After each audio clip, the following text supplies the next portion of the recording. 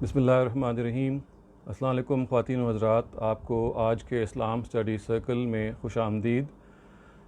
कुरान मजीद की जिस आयत का आज हम मुताला करेंगे वो आपके सामने इस वक्त मौजूद है। ये सूरह रूम की 21 नंबर आयत है और इस लिहाज से बहुत इम्पॉर्टेंट है कि ये मियाँ और बीवी के ताल्लुक़ के बारे में बहुत बुनियादी रहनुमाई फ़राहम करती है। इसके अल्फाज ये हैं कि वमिन आयातिही अन खलक़ लकुम मिन अनफुसिकुम अज़वाजा लितस्कुनू इलैहा व जअल बैनकुम मवद्दतन व रहमा इन्न फ़ी ज़ालिका लआयातिन लिक़ौमिन यतफ़क्करून। And among his signs is that he created you for you mates from amongst your own species, that you may obtain comfort from them, and for this purpose he has put love and sympathy within you. Indeed, in this are signs for those who reflect. यानी अल्लाह ताला की निशानियों में से ये है कि उसने तुम्हारे लिए तुम्हारी ही जिन से तुम्हारा जोड़ा बनाया ताकि तुम उससे सुकून हासिल करो। ये एक इंतहाई इम्पॉर्टेंट बात है कि जोड़ा बनाया, यानी ये जो मियाँ और बीवी का रिश्ता है इसकी बुनियादी जो गायत है सुकून हासिल करो। और इस मकसद के लिए अल्लाह ताला ने क्या किया, वजअल बैनकुम मवद्दतन व रहमा, इसके लिए आपके दरमियान मोहब्बत और एक दूसरे के साथ हमदर्दी रख दी। बेशक इसके अंदर उन लोगों के लिए निशानी है कि जो गौर करें। ख़वातीन हज़रात, जैसे मैंने अर्ज़ किया शुरू में कि ये एक इंतहाई बुनियादी आयत है जो आपके जो सबसे इम्पॉर्टेंट ताल्लुक़ जो अल्लाह ताला वजूद में लेके आते हैं इस ज़मीन पे, यानी मियाँ और बीवी के ताल्लुक़, उसमें ये रहनुमाई फ़राहम करती है कि ये बुनियादी तौर पे एक ऐसा रिश्ता है जिससे दोनों बाहम एक दूसरे से राहत पाते हैं, दोनों बाहम एक दूसरे से सुकून पाते हैं। उनकी जो life it becomes marital bliss.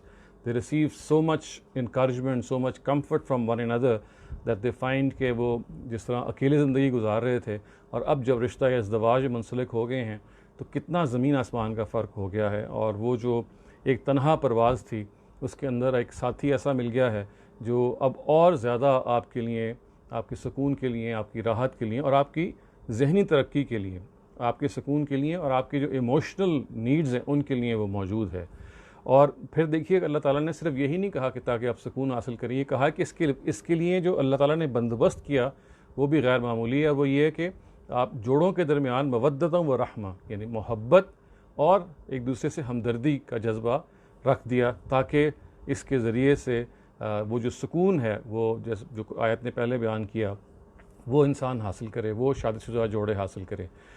ख़वातीन हज़रात, अब जो एक डायलेमा है वो ये है कि क्या वजह है कि कुरान मजीद ने तो ये बताया कि जो ये रिश्ता है इसके नतीजे में हम एक दूसरे से सुकून पाएँ, लेकिन शादी के कुछ ही अरसे के बाद जाके ये नज़र आता है कि जैसे मियाँ और बीवी के दरमियान वो सुकून नाम की जो चीज़ है वो आहिस्ता आहिस्ता गारत होती चली जा रही है। और कुछ ही अरसे में ये एक ऐसी मजबूरी बन जाती है कि जो बच्चों की मौजूदगी की वजह से दोनों फरीक़े सोचते हैं कि शायद अब हमें इसको एक निभाना है, कोई बहुत ज़्यादा सुकून तो नहीं मिल रहा और मोहब्बत भी उस तरह की नहीं रही, लेकिन बहरहाल एक ऐसी एक मुसीबत है जिसको गुजारना है। ये मैं आपको बहुत यानी मेरा ख़्याल है कि I am speaking for a very vast portion of the society that we live in, not just in our own countries but perhaps all over the world. और फिर इसके अंदर जो दूसरी चीज़ जो पैदा होती है वो ये है कि ना सिर्फ ये कि सुकून गारत हो जाता है या सुकून के वो जो एक यूफोरिया है आप एक्सपेक्ट कर रहे होते हैं वो आपको नहीं मिल पाता, बल्कि बेसुकूनी तो एक तरफ है, अजियत मिलना शुरू हो जाती है अपने स्पाउस से। और ये बहुत बड़ी एक ऐसी ख़ामी और एक ऐसी आप कह लीजिए एक यूनिवर्सल फ़ीचर है बहुत सारी शादियों का, जिसके नतीजे में जब हमारे यंगस्टर्स ये देखते हैं कि हमारे जो एल्डर्स हैं इन्होंने शादी करके भी अगर यही सूरत हाल रखनी है तो इससे बेहतर है कि शादी ना की जाए, फ्रेंडशिप्स कर ली जाएँ, आर्जी ताल्लुक़ रख लिया जाए। तो ये देखिए lot of people who keep these temporary relationships, या आप ये कह लीजिए हमारे यहाँ ये जो डेटिंग का कॉन्सेप्ट है ये शुरू तो एक और पहलू से हुआ, लेकिन होते होते ये जो अब कोहैबिटेशन आप देख रहे हैं सोसाइटी के अंदर in which man and women live together without marrying, बल्कि वो उनके औलाद पहले हो जाती है, बाद में वो सोचते हैं कि शादी करनी है या नहीं करनी है, अगर करनी है तो क्या क्या। उसकी बड़ी वजह यह है कि शादी के बाद की जो सूरत हाल है, यानी एक तो उसकी बड़ी वजह यह है कि अगर आप मगरिब में देखें तो क्रिश्चियनिटी के अंदर तलाक एक तकरीबन एक नामुमकिन चीज़ बना दी गई है। मैरिटल ब्लिस के, मैरिटल अनफेथफुलनेस के अलावा कोई ग्राउंड्स नहीं है तलाक के। अगर आपने उसके अलावा तलाक लेनी है तो ज़ाहिर है एसेट्स का और बहुत सारे और चीज़ों का एक बड़ा मसला होता है। तो फिर बहुत सारे लोग जो यंगर जनरेशन के हैं वो ये प्रेफर करते हैं कि एक शादी एक ऐसी मुसीबत है, इसको करने की क्या ज़रूरत है, इसके बगैर ही हमें वो सारा कुछ हासिल हो जाता है जो शादी से हासिल होता है। इसी वजह से ख़वातीन हज़रात ये एक बहुत अहम चीज़ है कि जिसको हम देखें कि कुरान मजीद ने तो इसको इतना ज़्यादा सराहा है, इतना ज़्यादा इनकरेज किया है कि it's like heaven on earth. अगर आपका ख़ानदान और आपका जो मियाँ और बीवी का जोड़ा है वो बिल्कुल सही नहज पे उस्तवार हो, तो you will feel that comfort and you will feel कि आप एक बहुत एक चेंज इन्वायरमेंट में आ गए हैं। चंद चीज़ें ख़वातीन हज़रात जिसमें अगर हम ख्याल रखें तो ये इंस्टीट्यूशन एक मरतबा फिर अपनी सही आबोताब के साथ चमक सकता है। और आज भी जो स्पाउसेस आपस में थोड़े से डिस्ट्रॉट हैं, they are not happy with each other, they can again once again find a lot of comfort चंद बातों का अगर वो ख्याल रखें। सबसे पहली बात तो ख़वातीन हज़रात ये है कि ये आपको जहन में रखना है, और ये हस्बैंड की ज़िम्मेदारी ज़रा ज़्यादा है कि जब आप शादी करते हैं तो असल में आप ऐसे इंडिविजुअल से शादी करते हैं हु माइट बी और in fact he she is having entirely different background. आदतों का जो फ़र्क है, मामूली सी मामूली बात है कि रात को कितने बजे सोना है, टीवी पे कौन सा चैनल चलना है, लाइट्स ऑफ हुई हैं कि नहीं हुई, यानी आप समझें वेरी वेरी माइनर चीज़ें जो शादी से पहले तो आपकी नोटिस ही में नहीं होती बिकॉज यूफोरिया होता है एक दूसरे के साथ ताल्लुक़ का, लेकिन शादी के बाद these things crop up.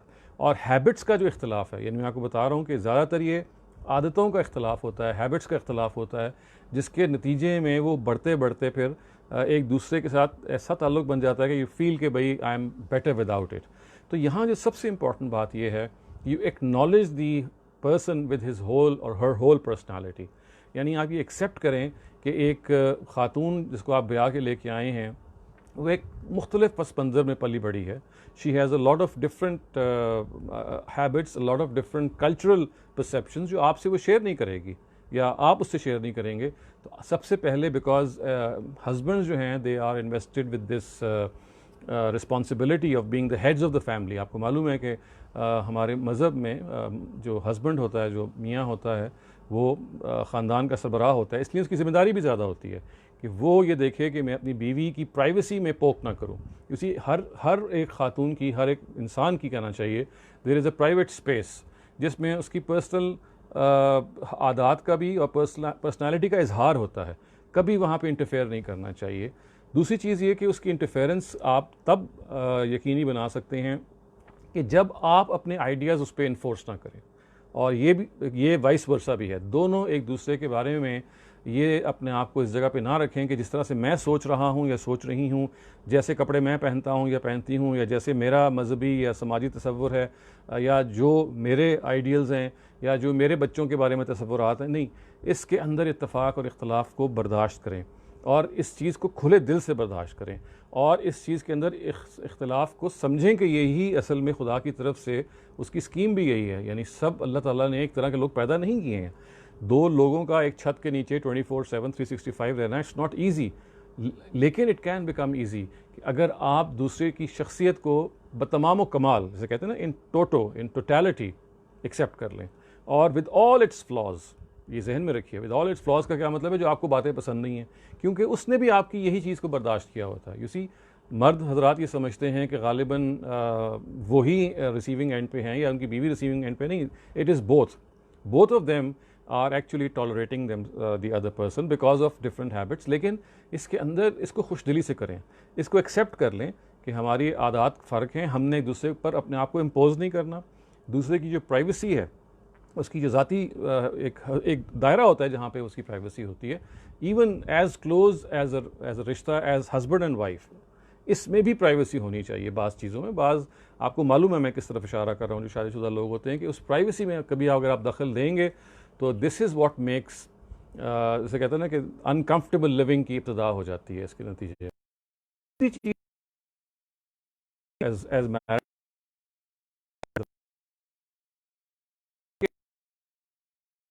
Develop करें, आई नो,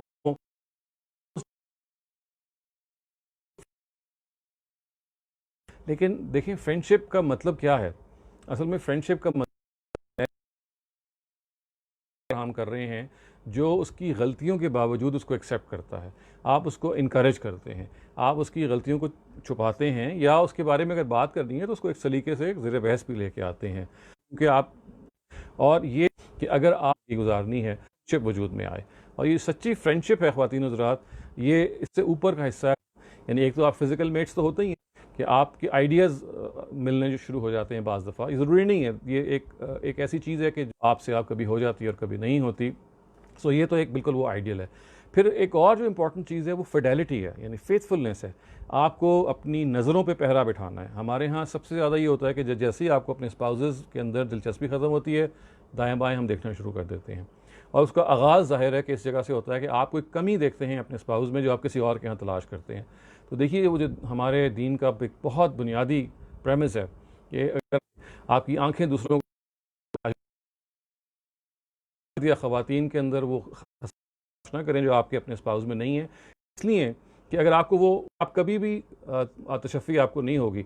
यानी यूँ समझिए कि कोई भी आपको मिल जाएगा तो उसकी कमी बहरहाल कोई ना कोई रहेगी जो आप किसी और में तलाश कर रहे होंगे। तो ये कभी जैसे कहते हैं ना कि सही, ये जो है ये struggle, it can never and. और इसीलिए देखें जो कामयाब शादी के कपल्स फीडबैक ज़रूर लेते, हस्बैंड यू गिव एबिलिटी हैं, वो खुश रहेंगे, मुल असफ़ार व नतफुल शेविंग द प्यूब्स, यानी वो 5 चीज़ें हैं जो फितर के बारे में इतने ज़्यादा मोहताज, वज़ू, लेकिन माफ़ करें इसलिए कि he was very very vigilant about being clean and ceremonially clean specially. So जो पैगंबर होते हैं, देखें उन्होंने तो ये कह दिया कि सफाई के बारे में कि ये शत्रुन मिनल ईमान, ये ईमान का हिस्सा है, यानी ईमान के हिस्से में करार दे दिया। तो ये देखिए कि जो पर्सनल हाइजीन है, हम इसके बारे में बाज़ वी आर वेरी केयरलेस। तो ये नबी सल्लल्लाहु अलैहि वसल्लम हमें इसको याद दिलाते रहते हैं कि ये चीज़ें आपकी पर्सनल हाइजीन से मुतल्लिक है। ख़तना जब आप बच्चों का करते हैं, मर्द मेल ऑफ स्प्रिंग का, तो वो भी हाइजीन की वजह से, इसलिए कि जैसे मैंने कई दफ़ा पहले भी बताया कि अगर आप ना करेंगे तो पेशाब का एक कतरा है जो बार बार वहाँ पे अटक जाता है उस जगह से, उस झिल्ली में, और फिर आपको वो ज़ाहिर है बार बार धोना पड़ता है। इस वजह से बेहतर है कि उस चीज़ को वहाँ से हटा दिया जाए। फिर इसी तरह से अपने शर्मगाहों के इर्द गिर्द बाल हैं, ये गंदगी के बाल हैं, रखना, अपनी मूँछों को पस रखना, इसलिए कि अगर आपकी लंबी मूँछें होंगी तो ऑब्वियसली उनके अंदर मैल जमा हो, ख़ास तौर से अगर आप खाएंगे तो वो आपके खाने में जाएगा, आपके बहुत सारे मामलात जो उससे मुतल्लिक हैं वो दुरुस्त नहीं रहेंगे। अगर आपके नाखून बड़े हुए हैं उसमें ज़ाहिर है उसमें मैल आ सकता है। यही मामला आपके जो बगल के नीचे बालों का है। तो ये सारी की सारी वो चीज़ें जो हाइजीन से मुतल्लिक हैं, और अनफॉर्चुनेटली हम इस हाइजीन को भूले हुए हैं। तो ख़वातीन हज़रात, इसको प्लीज़ एक मरतबा फिर अपने जहन में ताज़ा कर लीजिए कि ज़ाती हाइजीन, पर्सनल हाइजीन में इस चीज़ को नबी सल्लल्लाहु अलैहि वसल्लम ने हमारे दीन का हिस्सा बना दिया, और हमें इसका एहतमाम करना चाहिए, क्योंकि इसी सफाई को अगर हम बरकरार रखेंगे तो हमें अल्लाह के हुज़ूर जब हम हाज़िर होंगे तो उम्मीद है हमारा जो अंदर की जो तहारत है उसके साथ साथ हम बाहर से भी इसी तरह से ताहिर नज़र आएंगे। ख़वातीन हज़रात, मैं अब अगले हिस्से की तरफ चलता हूँ। बाइबल का जो इस वक्त इक़्तिबासात हैं, ये ज़रा इस दफ़ा थोड़े से लंबे इक़्तिबासात हैं ख़वातीन हज़रात, इसलिए कि ये इनफैक्ट एक मुस्तकिल किसी नशिस्त का तकाज़ा करते हैं जो इंशाअल्लाह हम करेंगे। और वो ये हैं कि नबी सल्लल्लाहु अलैहि वसल्लम की जो आने की जो पेशन गोइयाँ हैं बाइबल में जो की गई हैं, वो आप ये देखिए आपके आगे डिस्प्ले हो रही हैं। आपको नज़र आएगा कि नबी सल्लल्लाहु अलैहि वसल्लम को नाम से तो उस तरह से ज़ाहिर है वो मौजूद नहीं है, अगरचे कुरान ने ये कहा है कि उनका नाम यजिदूनहु मकतूबन इंदहुम फित तौरात वल इंजील, कुरान के अल्फाज सूरह आराफ में ये हैं कि उनका नाम वो लिखा हुआ पाते हैं अहले किताब, तौरात में भी और इंजील में भी, लेकिन अब वो नाम वहाँ से हटा के उसको रिप्लेस कर दिया गया है। यही वो एक बड़ी तहरीफ आप कह लीजिए जो बाइबल में इस वक्त हमारे सामने जो है उसमें मौजूद है, न्यू टेस्टामेंट में भी मौजूद है, ओल्ड टेस्टामेंट में भी मौजूद है, कि सबसे जो बड़ा मकसद था हज़रत ईसा ने अपने बारे में ये बताया, और इसलिए इंजील का जो लफ्ज़ है इसका लफ्ज़ी मतलब है खुशखबरी। तो असल में वो एक आने वाले पैगंबर की खुशखबरी के लिए आए थे, और इसीलिए आप देखिए कि सूरह सफ़ में नाम लेके ये कहा गया कि उन्होंने नबी सल्लल्लाहु अलैहि वसल्लम की पेशन गोई कि इस्मुहु अहमद, मेरे बाद एक पैगंबर आएगा जिसका नाम अहमद होगा। और उनकी जो बेसत की सबसे बड़ी गायत है, हज़रत मसीह ने कहा, वो इसी पैगंबर के आने की ख़बर देना है, और इसी को वो खुशखबरी कहते हैं। गॉस्पल्स का भी यही मतलब है। तो आप ये देखिए कि यही मामला हज़रत मूसा का था कि ओल्ड टेस्टामेंट में उन्होंने भी ये कहा कि मेरे बाद एक पैगंबर आएंगे जिनके ये खसाइस होंगे और उनको ऐसी शरीयत दी जाएगी ताकि नबी सल्लल्लाहु अलैहि वसल्लम जब आखिरी पैगंबर के तौर पे दुनिया में आएँ तो वो कोई अजनबी हस्ती ना हो। एवरीवन नोज़ कि he is going to arrive. और इसलिए देखिए कि अहले किताब जो उस वक्त सरज़मीन अरब में मौजूद थे, वो जब वहाँ मौजूद जब उन्होंने देखा उनमें से जो सच्चे अहले किताब थे कि भाई ये तो अल्लाह के पैगंबर हैं, तो उन्होंने कहा कि भाई हम तो आपका इंतज़ार कर रहे थे, we were waiting for you, हमारे किताबों में आपका ज़िक्र मौजूद है। और इस तरह से उन्होंने लब्बैक करके आगे बढ़ के वो ईमान लेके आए। लेकिन उनमें से वो भी थे कि जो कुरान ये कहता है कि हसदम मिन इंदे अनफुसिहिम, यानी हसद की बुनियाद पे कि ये पैगंबर जो हैं ये बनी इस्माइल से क्यों आए हैं। ये तो मालूम है ना कि इससे पहले जो बहुत लंबे अरसे तक, तकरीबन 2000 साल तक नबूवत जो है वो बनी इसहाक में रही है, जिनको बनी इसराइल भी कहते हैं, बनी इसराइल में रही है। जिनके आखिरी पैगंबर बनी इसराइल के हज़रत ईसा थे। और उसके बाद फिर जब उन्होंने अपनी ज़िम्मेदारियों को अदा नहीं किया तो नबी सल्लल्लाहु अलैहि वसल्लम ने फिर हज़रत इब्राहीम की जो दूसरी शाख है, जो हज़रत इस्माइल से शुरू होती है उनकी औलाद की, उनमें फिर नबी सल्लल्लाहु अलैहि वसल्लम को भेजा आखिरी पैगंबर के तौर पे। तो इस पूरे वाक़े को मैंने जैसे अर्ज़ किया कि he was an introduce personality, he was a non personality. और मैं आपके सामने एक या दो इक़्तिबासात इस वक्त पढ़ के सुना रहा हूँ ताकि आपको अंदाज़ा हो जाए कि किस तरह से उनकी पेशन गोई मौजूद थी। ये देखिए, ये इक़्तिबास आपको मैं पढ़ के सुना रहा हूँ, बुक ऑफ डिट्रॉनमी जो कि किताब इस्तिस्ना है। इसके अल्फाज ये हैं कि the Lord your God will give you a profit from among your own people like me, ये हज़रत मूसा कह रहे हैं, मेरी तरह। You will give ear to him in answer to the request you made to the Lord your God in Horeb on the day of the great meeting, when you said, "Let not the voice of the Lord my God come to my ears again, and let me not see this great fire anymore, or death will overtake me." Then the Lord said to me, "What they have said is well said. I will give them a prophet." अब ये देखिए, उन्होंने दुआ की थी कि मेरे बाद एक पैगंबर आएँ, और फिर जवाब में देखिए अल्लाह ताला क्या कहते हैं, I will give them a prophet from among themselves like you, and I will put my words in his mouth, and he will say to them whatever I give him orders to say. यानी मेरी मानिंद, हज़रत मूसा ने कहा कि मेरी मानिंद आप एक पैगंबर उनमें पैदा करें। और देखिए कुरान मजीद में सूरह मुज़म्मिल में एग्जैक्टली ये कहा गया है कि इन्ना अरसलना इलैकुम रसूला कमा अरसलना इला फ़िरऔन रसूला। और मुशाबहत बयान करने की हज़रत नबी सल्लल्लाहु अलैहि वसल्लम की हज़रत मूसा के साथ कि हमने ए कुरैश तुम पर तुम्हारी तरफ एक पैगंबर भेजा, बिल्कुल ऐसे ही जैसे इससे पहले हमने मूसा को फ़िरौन की तरफ भेजा था। तो इसी मुशाबहत को तौरात यहाँ बयान कर रही है। ये जो किताब इस्तिस्ना है उसी मुशाबहत की तरफ इशारा किया कुरान मजीद ने, और ये बताया कि उनकी जो खसाइस होंगे नबी सल्लल्लाहु अलैहि वसल्लम के, वो हज़रत मूसा के बहुत करीब होंगे। चुनांचे अब देखिए, ये दो वो पैगंबर हैं जिनके बारे में आप ये आराम से बता सकते हैं कि उन्हीं के मामले में ये हुआ कि आसमानी अजाब के बजाय उनके साथियों की तलवारों के ज़रिए से वो अल्लाह ताला की जो सज़ा है जो नाफिल हुई है। इसके अलावा जितने भी पैगंबर उनसे पहले आए उन सब पे जब भी उन्होंने पैगंबरों का इनकार किया तो ज़्यादातर आसमानी अजाब आए थे। तो ये मुशाबहत भी हज़रत मूसा और नबी सल्लल्लाहु अलैहि वसल्लम के यहाँ मौजूद है। अगरचे नबी सल्लल्लाहु अलैहि वसल्लम की अपनी ज़िंदगी में उनके जो फॉलोअर्स ज़्यादातर कुरैश के लोग थे वो ईमान ले आए, लेकिन बाद में जब जहाद किया गया रोम और ईरान के ख़िलाफ़ तो वो भी इसी तरह से हुआ जैसे कि हज़रत मूसा के बाद उनके जो दो खलीफा थे, यूशा और नून, जोशुआ और नून जिनको हम कहते हैं, उन्होंने जहाद किया। तो ये सिमिलैरिटी है जिससे बिल्कुल वाज़े हो जाता है कि जिस प्रॉफिट की तरफ हज़रत मूसा इशारा कर रहे हैं, he is none else than prophet Muhammad. अब मैं आपके सामने एक इक़्तिबास पेश करता हूँ यूहन्ना ये बाइबल से, क्योंकि ये इतना वाज़े हो जाता है बाज़ औक़ात कि आपको इसका बिल्कुल लगता है कि नबी सल्लल्लाहु अलैहि वसल्लम के अलावा कोई और मुराद नहीं हो सकता। तो देखिए,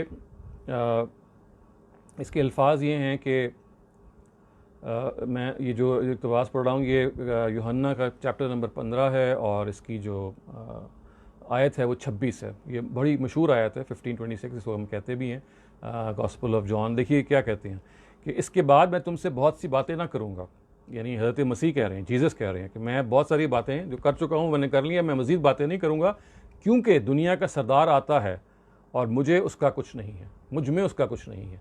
यानी अब नबी सल्लल्लाहु अलैहि वसल्लम की तरफ वो कह रहे हैं कि भाई जितना मैंने आपको समझाना था समझा लिया, बताना था बता दिया, अब मेरे बाद दुनिया का सरदार आता है और मुझ में उसका कुछ नहीं है। यानी मैं बहरहाल उसकी तरह, जिस तरह से वो वार्निंग देंगे और जिस तरह से उनका मामला होगा कि उनको एक इस तरह की उम्मत मिलेगी, और फिर उसके मामले में जिसमें जो उनकी सूरत हाल थी कि वो एक उम्मत को छोड़ के जाएंगे, मेरा उससे मामला बिल्कुल फ़र्क है।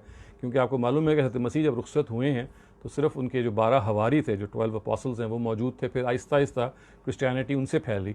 लेकिन इसके बरक्स नबी सल्लल्लाहु अलैहि वसल्लम जब रुखसत हुए हैं तो हमें मालूम है एक सल्तनत कायम हो चुकी हुई थी, और 70-80 हज़ार से ज़्यादा लोग मुसलमान जो थे वो उस तादाद में वो मौजूद थे। तो ये दुनिया का सरदार की जो टर्म है, हज़रत मसीह बोल रहे हैं कि मैं जाता हूँ और दुनिया का सरदार आएगा। तो ये किसी और के बारे में नहीं हो सकती सवाए इसके कि हम यानी कुछ उसमें तोड़ मरोड़ करें या तो मामले को तब्दील करें। तो ख़वातीन हज़रात, ये मैंने 2 अहम इक़्तिबासात पढ़ के सुनाए, वरना इस पे बहुत सारे लोगों ने तफसीली काम किया है।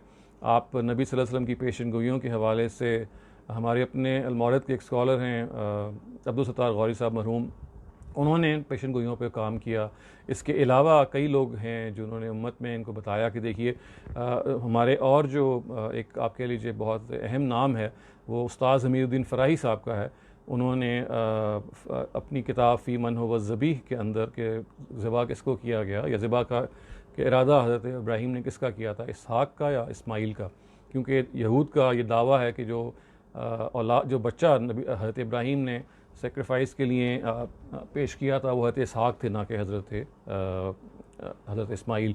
तो उनमें उन्होंने फिर वो जो सारी पेशन गोइयाँ हैं उनको तफसील से बयान भी किया है, आप देख सकेंगे। और ये वो बड़ी जगह है जहाँ पे तौरात और इंजील दोनों में तहरीफ़ हुई है, दोनों में तब्दीली हुई है। वरना हम इसको डिस्कस करते आए हैं कि तौरात और इंजील में बहुत कुछ वो है जो कुरान मजीद से बिल्कुल आपको मुताबिकत रखेगा या नज़र आएगा रखता हुआ।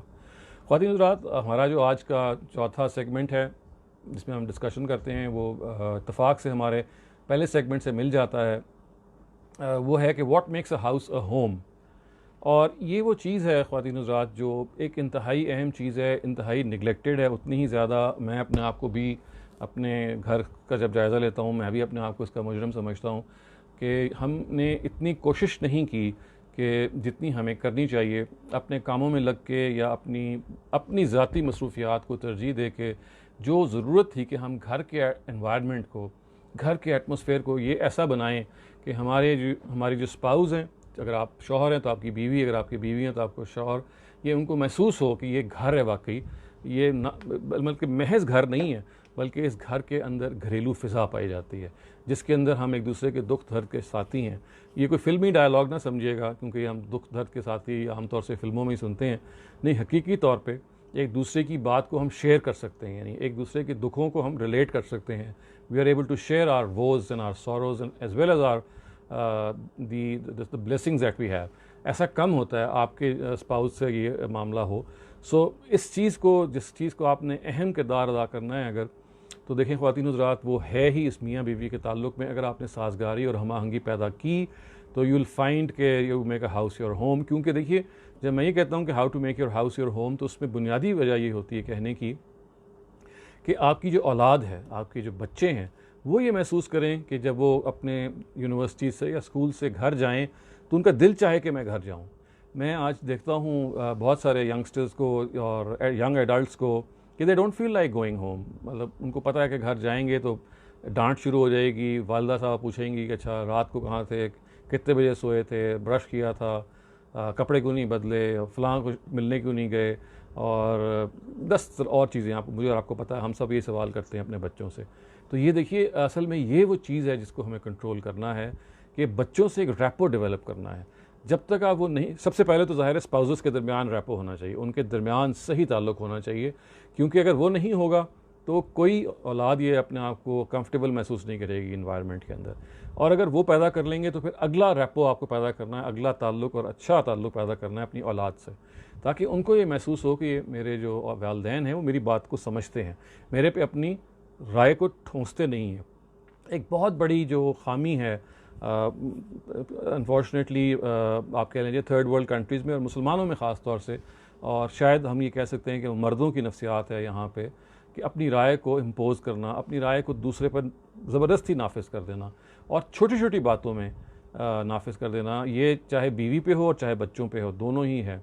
हाँ, इसमें एक्सेप्शन ज़रूर हैं और आहिस्ता आहिस्ता कुछ पैदा हो रही हैं, लेकिन बाय एंड लार्ज हमारी जो एग्रेरियन सोसाइटी है, हमारी जो फ्यूडल सोसाइटी है, उसके अंदर चूँकि मर्द को एक ख़ास तरह की हाकमियत भी हासिल है, ना सिर्फ ये कि वो ख़ानदान का सरबराह है, बल्कि वो हाकिम बन जाता है अपने गाँव का भी और ख़ानदान का भी, और उसके आगे चूँ चरा नहीं होती या नहीं की जा सकती। तो ये एक ऐसी चीज़ है कि जिसे हमें तब्दील करना ज़रूरी है कि जिसमें असल में आपकी जो बात है वो बजाय इसके कि इस जगह से शुरू हो कि तुमने ये करना है या तुमने ये नहीं करना, वो शुरू डिस्कशन से हो। उसमें ज़ाहिर है थोड़ी सी मेहनत लगती है, जिसमें आप थोड़ा सा शेयर करते हैं दूसरे से, दूसरे की राय सुनते हैं, अकोमोडेट करने की कोशिश करते हैं, और अगर नहीं कर पाते तो अपना उज़्र बयान करते हैं, गोया कि दूसरे को साथ लेके चलते हैं। दूसरा भी महसूस करता है कि भाई अगर मेरी बात रद्द हो गई है, I am not being accommodated, there is some reason behind it, या there is some maybe some compelling circumstance which we are not able to understand today। तो ये साथ लेके चलना, अब डिफरेंसेस ऑफ ओपिनियन को बर्दाश्त करना। दुनिया में अल्लाह ताला ने रंग रंग के लोग पैदा किए हैं, हर इंसान दूसरे इंसान से मुख्तलिफ है। एक ही फैमिली में बहन भाइयों में कितना ज़्यादा इख्तलाफ हो जाता है मिजाज का। ये खुदा की बनाई हुई कायनात में ऐसा है, इसको गवारा करें। अगर आपके बच्चे कोई ज़िंदगी के लिए उन्होंने कोई अपना पार्टनर ढूंढ लिया है तो उसकी रिस्पेक्ट करें। अगर उन्होंने कोई करियर खुद सोच लिया है तो उसकी रिस्पेक्ट करें। मशवरा ज़रूर दीजिए, सजेस्ट आप ज़रूर कीजिए, उनको अपने दर्द में शरीक कीजिए कि अगर आप महसूस करते हैं कि भाई ये गलत फ़ैसला कर रहे हैं, लेकिन उनको ये बताइए कि आखिरी फ़ैसला उन्होंने करना है, इसलिए कि खुदा ने ये फ़ैसले का इख्तियार मुझे और आपको नहीं दिया एज़ पेरेंट्स, वो उन्हीं को दिया है, चाहे वो गलती क्यों ना करें, लेकिन वो सीखेंगे उसी से कि गलती करेंगे और सीखेंगे।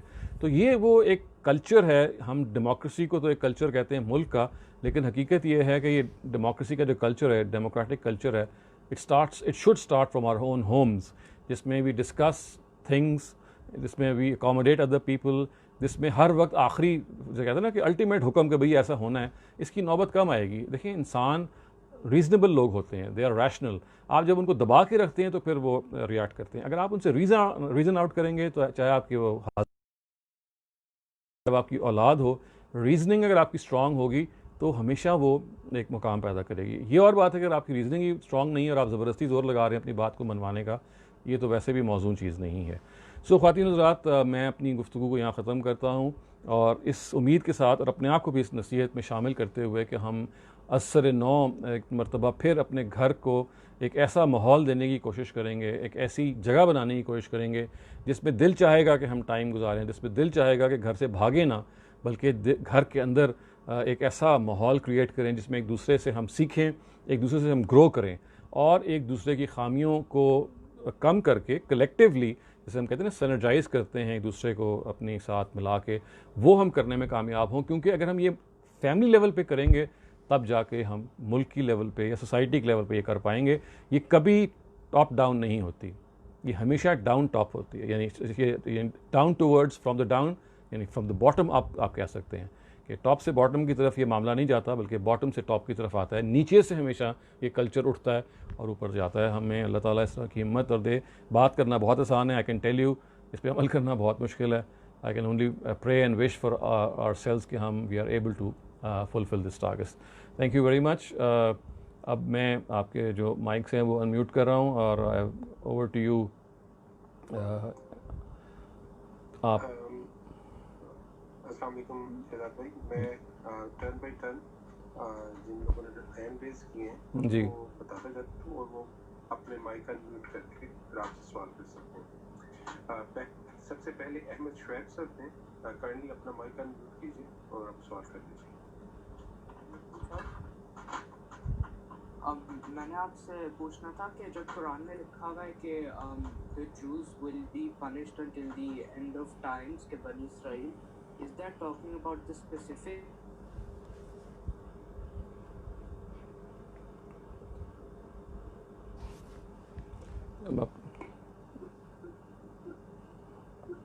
हेलो, आपकी आवाज़ तो कट गई है, दोबारा कीजिएगा। अहमद शुएब, आपकी आवाज़ बीच में कट गई थी, अपना सवाल दोबारा कीजिए। अच्छा जी, अस्सलाम वालेकुम, अब आ रही है आवाज़? जी हाँ। हाँ जी, तो मैंने पूछना था कि जब कुरान कहता है कि वो बनी इसराइल को end of day of judgement तक पनिश करेंगे, अल्लाह मियाँ, is that talking about all of Bani Israel, the entire tribe until the day of judgment, or those Jews that did the crime? नहीं, all of them, क्योंकि जो उनके जो अखलाफ हैं, जो उनकी प्रोजनी है, they get included in that punishment because they are following this footsteps. हाँ, अगर वो उनसे निकल आए कौमी हैसियत में तो अल्लाह ताला ज़ाहिर है फिर वो उस तरह का मामला नहीं करेंगे, लेकिन ये कौमी हैसियत में कहा गया कि this will continue till the day of judgement. ज़ाहिर है उनको तो हो नहीं सकता because they have limited ages, वो तो मर के चले गए होंगे जो पहली जनरेशन के लोग थे, तो ये तो कहा गया कि वजाइलुल्लज़ीन इत्तबऊ का तमाम के तमाम, एक तो वहाँ कहा गया और दूसरी जगह सूरह हशर में ये कहा गया कि ये वलौला कतब अलैहिमुल जला लौला कतबल्लाहु अलैहिमुल जला लअज़्ज़बहुम फ़िद दुनिया, अगर हमने ये जलावतनी आप पे इन लोगों पे मुस्तकिल ना कर दी गई होती है, इन पे फ़र्ज़ ना कर दी गई होती तो हम दुनिया में इनको अज़ाब देते। तो ये जलावतनी या एग्ज़ाइल का जो अज़ाब है it's going to continue till the day of judgement unless of course अगर वो इस द क्राइम दे अभी सबसे पहले तो उसकी रियलाइजेशन ये है कि वो प्रॉफिट पर ईमान लेके आएंगे। उनकी सबसे बड़ा तो ये है ना कि उन्होंने नबी सल्लल्लाहु अलैहि वसल्लम को प्रॉफिट तो मान लिया है, लेकिन वो कहते हैं ये मुसलमानों के प्रॉफिट हैं, ये हमारे प्रॉफिट नहीं है। तो उनकी पहला तो ये है, अगर वो ये काम कर लेते हैं तो फिर ज़ाहिर है इसका मतलब है कि वो मुसलमान हो जाएंगे, और जब मुसलमान हो जाएंगे तो फिर उस हुक्म से निकल जाएंगे वो। Okay, thank you. दूसरा सवाल जो है वेजी जी वो रफिया ख्वाजा के साथ आता है, काइंडली अपना माइक अनम्यूट करके आप क्वेश्चन कीजिए। अस्सलाम डॉक्टर साहब, मेरा ये सवाल है कि the Bible predicted the coming of Prophet sallallahu alaihi wasallam and the Ahl Kitab people were waiting for him. So what is the reason that itne saalon mein even today there are more Christians than there are Muslims, and how come we have not been able to get them the message of Islam like we should have? And it's a bit of a puzzle for me, and if I talk to some Christians, they're very happy in their beliefs and in what they practice. जी, उसकी बहुत बड़ी वजह ये है कि Christianity को जब Saint Paul ने आई वुड से तब्दील किया, और now is as I said many times earlier on, it's now more of Pauline Christianity. उसमें उन्होंने ये कहा कि आपको हज़रत ईसा के क्रूसिफाई होने पर ईमान लाना ज़रूरी है, काफ़ी है अगर आप ये ईमान ले आते हैं कि हज़रत ईसा ने दुनिया भर के लोगों के गुनाहों के एवज़ अपने आप को फांसी चढ़ा दिया या सूली चढ़ा दिया, और अब आपके लिए बस इतना ही काफ़ी है कि आप ईसा पर ईमान ले आएँ, रज़ी ताला सल्लल्लाहु अलैहि वसल्लम, कि वो उन पर ईमान ले आएँ और दैट इज़ इट। तो फिर आप उसके बाद आपको ज़्यादा आने की ज़रूरत नहीं है, और शरीयत उन्होंने वैसे ही मनसूख कर दी थी। तो उसके नतीजे में अगर उनके बिलीफ इतना स्ट्रॉन्ग हो गया पॉलिन क्रिश्चियनिटी पे कि महज जीसस पर ईमान लाने के नतीजे में दे थॉट कि उनकी सैल्वेशन हो जाएगी, और चूँकि उनके फिर अपने जो लोग थे, जो प्रीस्ट थे, और जिन्होंने वो वेरी अर्लियर ऑन उसमें तब्दीली हो गई थी नबी सल्लल्लाहु अलैहि वसल्लम के हवाले से, तो उन्होंने महसूस किया कि भाई हमारी सैल्वेशन के लिए अगर क्राइस्ट काफ़ी हैं तो हम एक नए मज़हब की तरफ क्यों देखें। एक बात तो ये है। दूसरी बात ये है कि एक बहुत बड़ा जो ज़माना वो गुज़रा है कि जब जो क्रिश्चियंस जो थे, जो प्रोसिक्यूटेड रहे, रोमन एम्पायर में भी रहे, बाद में भी, तो ये आप जहन में रखिएगा कि बहुत सारे जो क्रिश्चियंस थे जो फिर अरब में आ गए थे, वहाँ पे उनको एक बहुत अच्छी ज़िंदगी मिली। उनमें से वो लोग भी थे जो पीटर के फॉलोअर्स थे, जो सेंट पीटर हैं, जो उनके दूसरे शागिर्द थे बड़े, और जो पॉल के फॉलोअर्स भी किसी न किसी दर्जे में मौजूद थे। लेकिन इसके बाद जो एक बहुत बड़ा लंबा अरसा गुज़रा वो ये था कि वो मुसलमानों की हुकूमत के तहत they lived in a very very safe environment as minorities.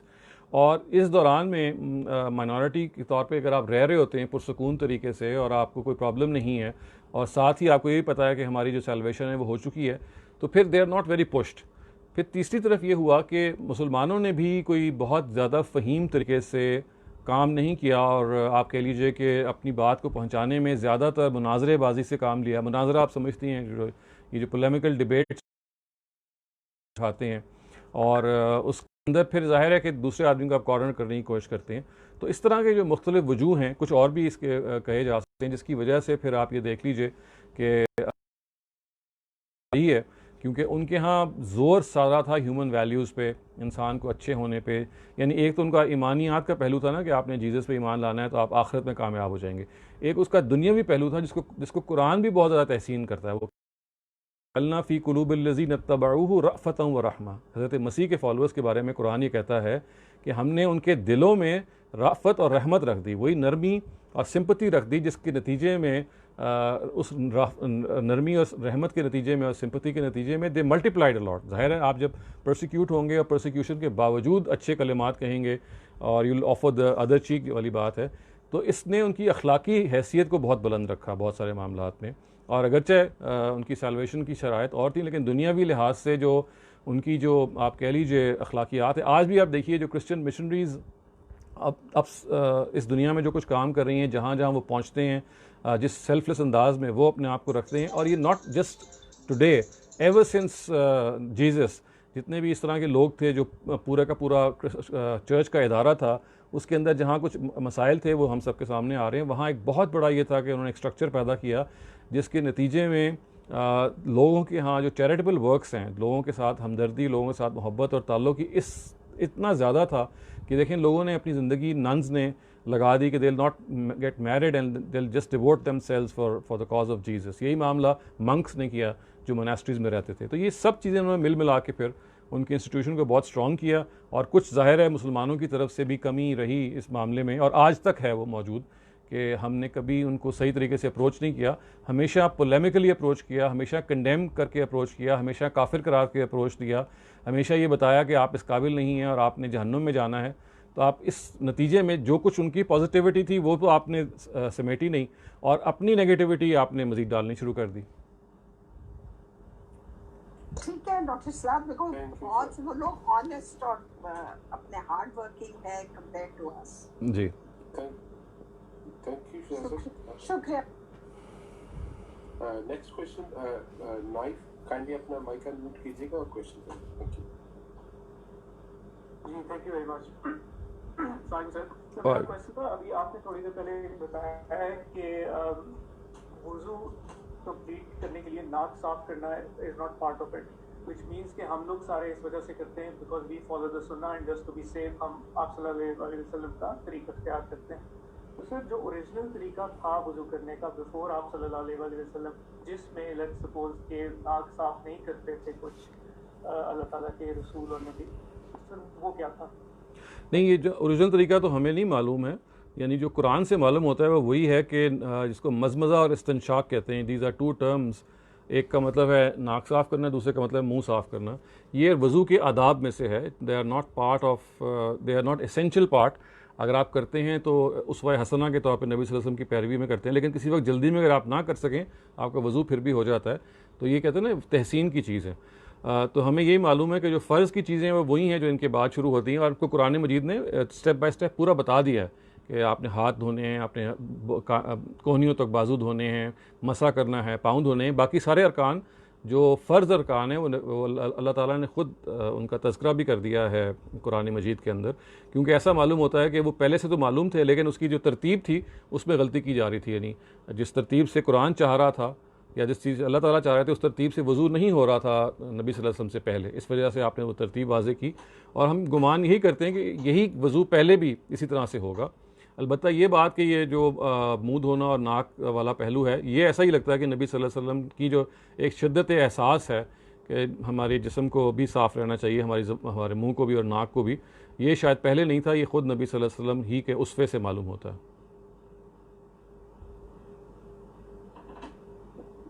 शुक्रिया शिदात भाई। फ़कत एक बात सर, काइंडली आप अपना माइक अनम्यूट कीजिए एंड आस्क योर क्वेश्चन। आवाज़ आ रही है? जी हाँ जी डॉक्टर, मेरे दो सवाल थे, लेकिन क्योंकि अहमद भाई ने कहा है कि वन एट अ टाइम, तो मैं एक सवाल अभी कर लेता हूँ और एक लास्ट में मुझे मौका तो मैं कर लूँगा। पहला क्वेश्चन मेरा इकोनॉमी की प्रोफेसी के हवाले से है। वो जो आपने आयत कोट की इकोनॉमी की, वो उसके हवाले से जो जूइश स्कॉलर्स हैं और जूइश रैबर्स हैं उनकी क्या ओपिनियन है, मतलब कि वो प्रोफेसी किस नबी के लिए होगा? वो तो उनके नज़दीक तो अभी वो पूरी नहीं हुई, वो तो मसाया का इंतज़ार कर रहे हैं ना। वो तो अभी उनके यहाँ तो ना, उन्होंने हज़रत ईसा का भी इनकार किया, वो उसको भी नहीं मानते नबी सल्लल्लाहु अलैहि वसल्लम को। वो अभी एक और चीज़ इस प्रोफेसी के नतीजे में they are still waiting for the messiah, और वो आखिरी जो मसाया आएगा वो उनके मुताबिक टेंपल का बनाना और बहुत सारी चीज़ें उसकी वो निशानी के तौर पे वो बयान करते हैं। और वही कहते हैं कि चूँकि ये सारा काम हज़रत मसीह ने नहीं किया, लिहाजा he can not be the Messiah and therefore they denied Jesus as well. तो they are still awaiting for that person.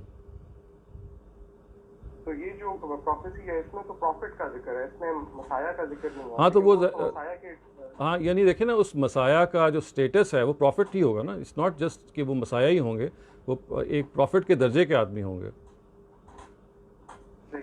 अच्छा, एक फॉलोअप क्वेश्चन ये था डॉक्टर साहब कि उस आयत में जो जिक्र है वो जिक्र ऐसे है कि the profit will be among your people या अमंग देमसेल्व्स, तो इससे तो यही इस्तिशाद निकलता है कि जो रसूल होगा या जो भी नबी होगा वो बनी इसराइल में के अंदर से ही होगा। वो असल में ये तर्जुमे से मसला पैदा हुआ है। अगर आप ओरिजिनल देखेंगे ना तो उसमें आएगा तुम्हारे भाइयों में से होगा, यानी आप समझें तुम्हारी ब्रांच में से होगा।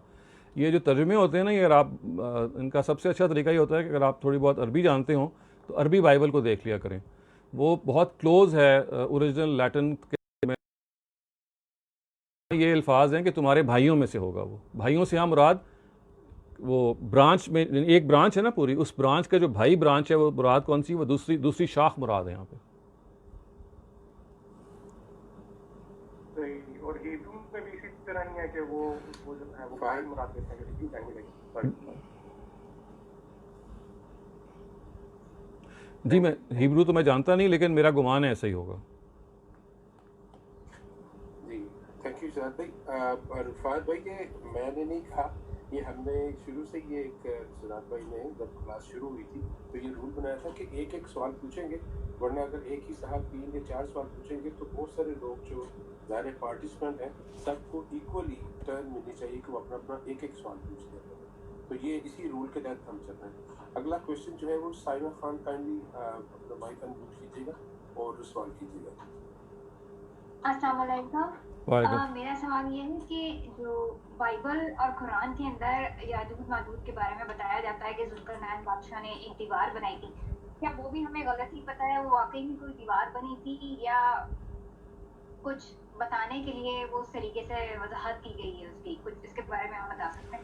नहीं देखें, वो जो दीवार है वो तो बनाई गई थी, और ये जो याजूज माजूज है ना, ये कौम का नाम है। और जैसे आप कह लीजिए जिनको हम येलो रेसेस कहते हैं, ये जो चाइनीज़ हैं या मंगोल्स हैं, ये टिपिकली ये उनकी बाकियात में से हैं। तो ये पूरा का पूरा शजरा है जो हज़रत नूह के जो तीसरे बेटे हैं, जाफित इनको हम कहते हैं, जिसका उनका बाइबल में नाम याफित आया है। इनकी जो औलाद है, इसमें इनके जो तीसरी पुश्त में एक उनके पोते हैं और एक पोते के भाई हैं या नवासे हैं, एक का नाम याजूज और एक का नाम माजूज है। तो उनके नाम से उनकी ट्राइब्स बनी और उन्हीं के नाम से वो शाखें चली आ रही हैं। तो वो जो जिनका जिक्र आया उस वक्त जुल्करनैन के ज़माने में, ये उसी ट्राइब का जिक्र आया कि वो ताख्त करते थे और कोहे कफकाज जो एक जगह है सेंट्रल एशिया में, उसको क्रॉस करके आते थे और लोगों को तंग करते थे। तो जब जुल्करनैन वहाँ गए हैं तो उन्होंने कहा जी कि हमें ये मुश्किल पेश आती है, ये लोग आते हैं, हमला करते हैं, लूट मार करके चले जाते हैं। तो जुल्करनैन उनकी मदद करने के लिए पर वो एक वहाँ पे एक बहुत मेटल की दीवार बनाई थी। तो ये असल में आप समझ लीजिए ट्राइब्स हैं जो जिनके कुछ हिस्से कभी सिविलाइज्ड हो गए, कभी नहीं हुए। जैसे अब चाइना और मंगोल्स जो हैं ये बहुत ज़्यादा सिविलाइज्ड हैं। ऑटोमन टर्क्स जो आपके रहे हैं, जो उस्मानी तुर्क कहते हैं, ये सारे के सारे याजूज माजूज हैं। इसलिए देखें इनके यहाँ बहुत ज़्यादा जंगजूई पाई जाती है। तो ये एक आप समझ लें कि हज़रत नूह के ज़माने से एक पूरा सिलसिला जो चला आ रहा है। तो जुल्करनैन के ज़माने में उन्होंने ये काम किया तो जुल्करनैन ने उनकी मदद कर दी। इसी तरह से हिस्ट्री इनकी चलती चली आ रही है। और बाइबल के स्क्रिप्चर से मालूम होता है, ख़ास तौर से जो आखिरी स्क्रिप्चर है जिसको हम किताब बुक ऑफ रेवलेशन कहते हैं, यूहन्ना आरिफ का मुकाशफा कहते हैं, उसमें ये मालूम होता है कि दुनिया का जो इख्तिताम है वो, बल्कि इससे पहले कि बाइबल ये कहे, कुरान मजीद ये कहता है कि जो दुनिया का इख्तिताम है वो याजूज और माजूज के पिल पड़ने से होगा। वो दुनिया में पर हमला करेंगे मुख्तलिफ़ जगहों में। एग्जैक्टली यही बात यूहन्ना आरिफ का जो मुकाशफा है, जिसको हम जॉन द डिवाइन कहते हैं, उनकी बुक ऑफ रेवलेशन है, उसमें भी यही बात बयान हुई है कि near the end of times यही जो ट्राइब्स और याजूज और माजूज की हैं, जो हज़रत नूह के ज़माने से चली आ रही हैं लेकिन एग्जिस्ट करती चली जाएंगी, तो दे विल राइज़ एंड उनके फितने के नतीजे में फिर क़यामत आ जाएगी। तो ये आप इसको तसलसल में लें। It is a historical phenomena जो जुल्करनैन के ज़माने में हुआ और मुख्तलिफ इनके अदवार रहे हैं और आज तक चले आ रहे हैं। मेरे सवाल का आधा पार्ट रह गया। अगर ये दीवार थी तो किस तरीके से ये दीवार खत्म हुई? कि अब मतलब इट्स लॉजिकली इसको सोचना बड़ा मुश्किल होता है कि वो उस दीवार के बाहर से बाहर, जैसे कुरान तो कहता है उस दीवार से उनका बाहर आना बड़ा मुश्किल था। नहीं अब जब आएंगे तो वो देखें, ये जो दीवार थी ना, this was on one side, यानी दीवार तो उन्होंने तांबे की बनाई थी और उसमें जैसे कहते हैं ना कि दरमियान में तांबा फूंक दिया था, लेकिन अब उसके हमें आसार नहीं मिलते उस तरह से। और ये नहीं कि वो दीवार के अंदर डाल दिए गए थे, वो दीवार के एक तरफ थे। They could not cross that, हाँ वो क्रॉस करके नहीं आ सकते थे, लेकिन वो टाइम के गुजरने के बाद फिर वो दीवार जो थी वो ख़त्म हो गई है। ओके, शुक्रिया। Thank you. Next question is Shahnam Sukain, kindly अपना माइक अनम्यूट करके सवाल कीजिए। Thank you. अस्सलाम वालेकुम डॉक्टर साहब, मैंने पूछना था कि कुछ ज्यूज़ हैं वो कहते हैं कि हम लोग जो आपके मोहम्मद सल्लल्लाहु अलैहि वसल्लम आखिरी नबी हैं उनको इसलिए नहीं मानते कि उन्होंने कुछ ऐसी चेंजेस की हैं दीन में हमारे जो अल्लाह ने कहा था कि ये क़यामत तक के लिए। मिसाल के तौर पे जो उनका सबत का कानून है वो अल्लाह के नबी ने चेंज करके फ्राइडे को, मतलब हमारे लिए मुक़द्दस दिन फ्राइडे है, उनके लिए सैटरडे था, तो उसको इस तरह चेंज क्यों कर दिया गया? और क्या वाकई इस तरह के मेजर चेंजेस हुए हैं इस रिलीजन में, इस्लाम में, जो उनको ये बात कहने का मौका मिलता है? क्योंकि जिस तरह कुछ लोगों का नैरेटिव है कि हज़रत ईसा अलैहिस्सलाम दोबारा आएंगे इस दुनिया में, तो हम लोग उस नैरेटिव को अगर ज़्यादा बहस में ना जाने की बजाय हम अक्सर यही कह देते हैं कि यार अगर वो आएंगे भी तो वो कोई नई शरीयत नहीं लाएंगे, तो हमारे आज के जो हमने काम करने हैं, जो टीचिंग पर अमल करना है, उसके ऊपर कोई फ़र्क नहीं पड़ता, क्योंकि हज़रत ईसा कोई नई चीज़ नहीं लाएंगे, वो यही शरीयत रहेगी। लेकिन अगर एक नया नबी आगे कोई नई चीज़ लाता है, क्या ये वाकई इस तरह हुआ है या ये उनकी वैसे ही उनकी बुक्स में चेंजेस की वजह से वैसा करते हैं? जी बहुत सारी, जी आपका सवाल मैं समझ गया। बहुत सारा तो ये हुआ है कि चूँकि उनके अपने यहाँ तहरीफ हो गई है तो उस तहरीफ को उन्होंने असल बना लिया, और असल को जब तब्दील करके ओरिजिनल पे वापस लाया गया तो उन्होंने कहा देखिए ये चेंज कर दिए हैं। हालांकि नबी सल्लल्लाहु अलैहि वसल्लम की जिम्मेदारी ये थी, जो कुरान बयान करता है, कि जो उन्होंने चेंजेस किए थे उनको दुरुस्त करना और दीन को अपनी असल सूरत हाल में वापस लेके जाना। और इसी से ये बात मालूम होती है कि सब्त जो था ओरिजिनली वो फ्राइडे ही था और हमेशा से फ्राइडे ही रहा है। ये जो हमारे यहाँ तब्दीलियाँ हुई हैं, जूस के यहाँ उन्होंने कोशिश की संडे को, बाकी कुछ लोगों ने सैटरडे करने की कोशिश की, यानी ये दे रहे हैं। लेकिन ये जो रहा है नबी सल्लल्लाहु अलैहि वसल्लम का मामला, अगर आप इसको स्टडी करेंगे तो ओरिजिनली ये हमेशा से एक ही दिन रहा है, वो जुमे का ही रहा है। तो लेकिन आपके सवाल का जवाब बेसिकली ये है कि जिस चीज़ को उन्होंने दुरुस्त किया उस दुरुस्ती को उन्होंने समझा कि ये गलती है। हालांकि कुरान ये बताता है कि जो इसरो अगलाल उन्होंने अपने ऊपर डाल दिए थे, जो अपने ऊपर एक्स्ट्रा उन्होंने बोझ डाल लिए थे या कुछ सज़ा के तौर पे उन पर डाल दिए गए थे, नबी सल्लल्लाहु अलैहि वसल्लम को उनको ख़त्म किया। जैसे चर्बी जो थी बाज़ जानवरों की बाज़ जगह की उन पर हराम कर दी गई थी, और कुरान कहता है ज़ालिका भी बग़ी है, ये उनकी सरकशी की वजह से। सो ये जो चेंजेस किए गए हैं, आइदर वो उनको लौटाया गया था अपनी ओरिजिनल फॉर्म में, और या ये था कि कुछ चीज़ें ऐसी थी जिनको सज़ा के तौर पे कही गई थी और सज़ा को ख़त्म करके फिर दोबारा से ओरिजिनल जगह पे ले आया गया। ये तो असल में एक बहुत पुरानी और लंबी बहस है, चूँकि जूस के साथ हमारा जो ताल्लुक़ है वो इस तरह का है कि शरीयत के बहुत ज़्यादा मामलात हम उनसे शेयर करते हैं, नहीं हमारे और उनके बहुत करीब करीब हैं। लेकिन जो आप कह लीजिए उनकी इस सिलसिले में रीडिंग है वो यही है कि उनका ये ख्याल है कि नबी सल्लल्लाहु अलैहि वसल्लम सच्चे पैगम्बर नहीं हैं, और यही हज़रत मसीह के बारे में उनका ख्याल है। इस वजह से वो इस शरीयत को जो हम फॉलो करते हैं या जिसमें नबी सल्लल्लाहु अलैहि वसल्लम ने तब्दीली की उसको मान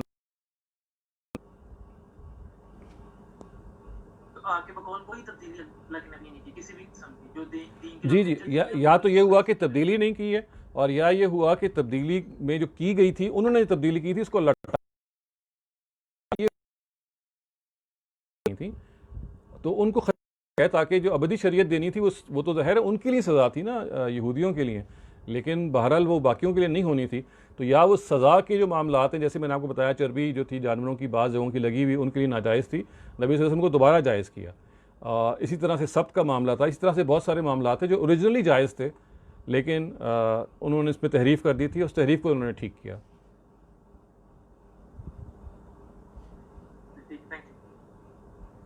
thank you sir. Next question जो है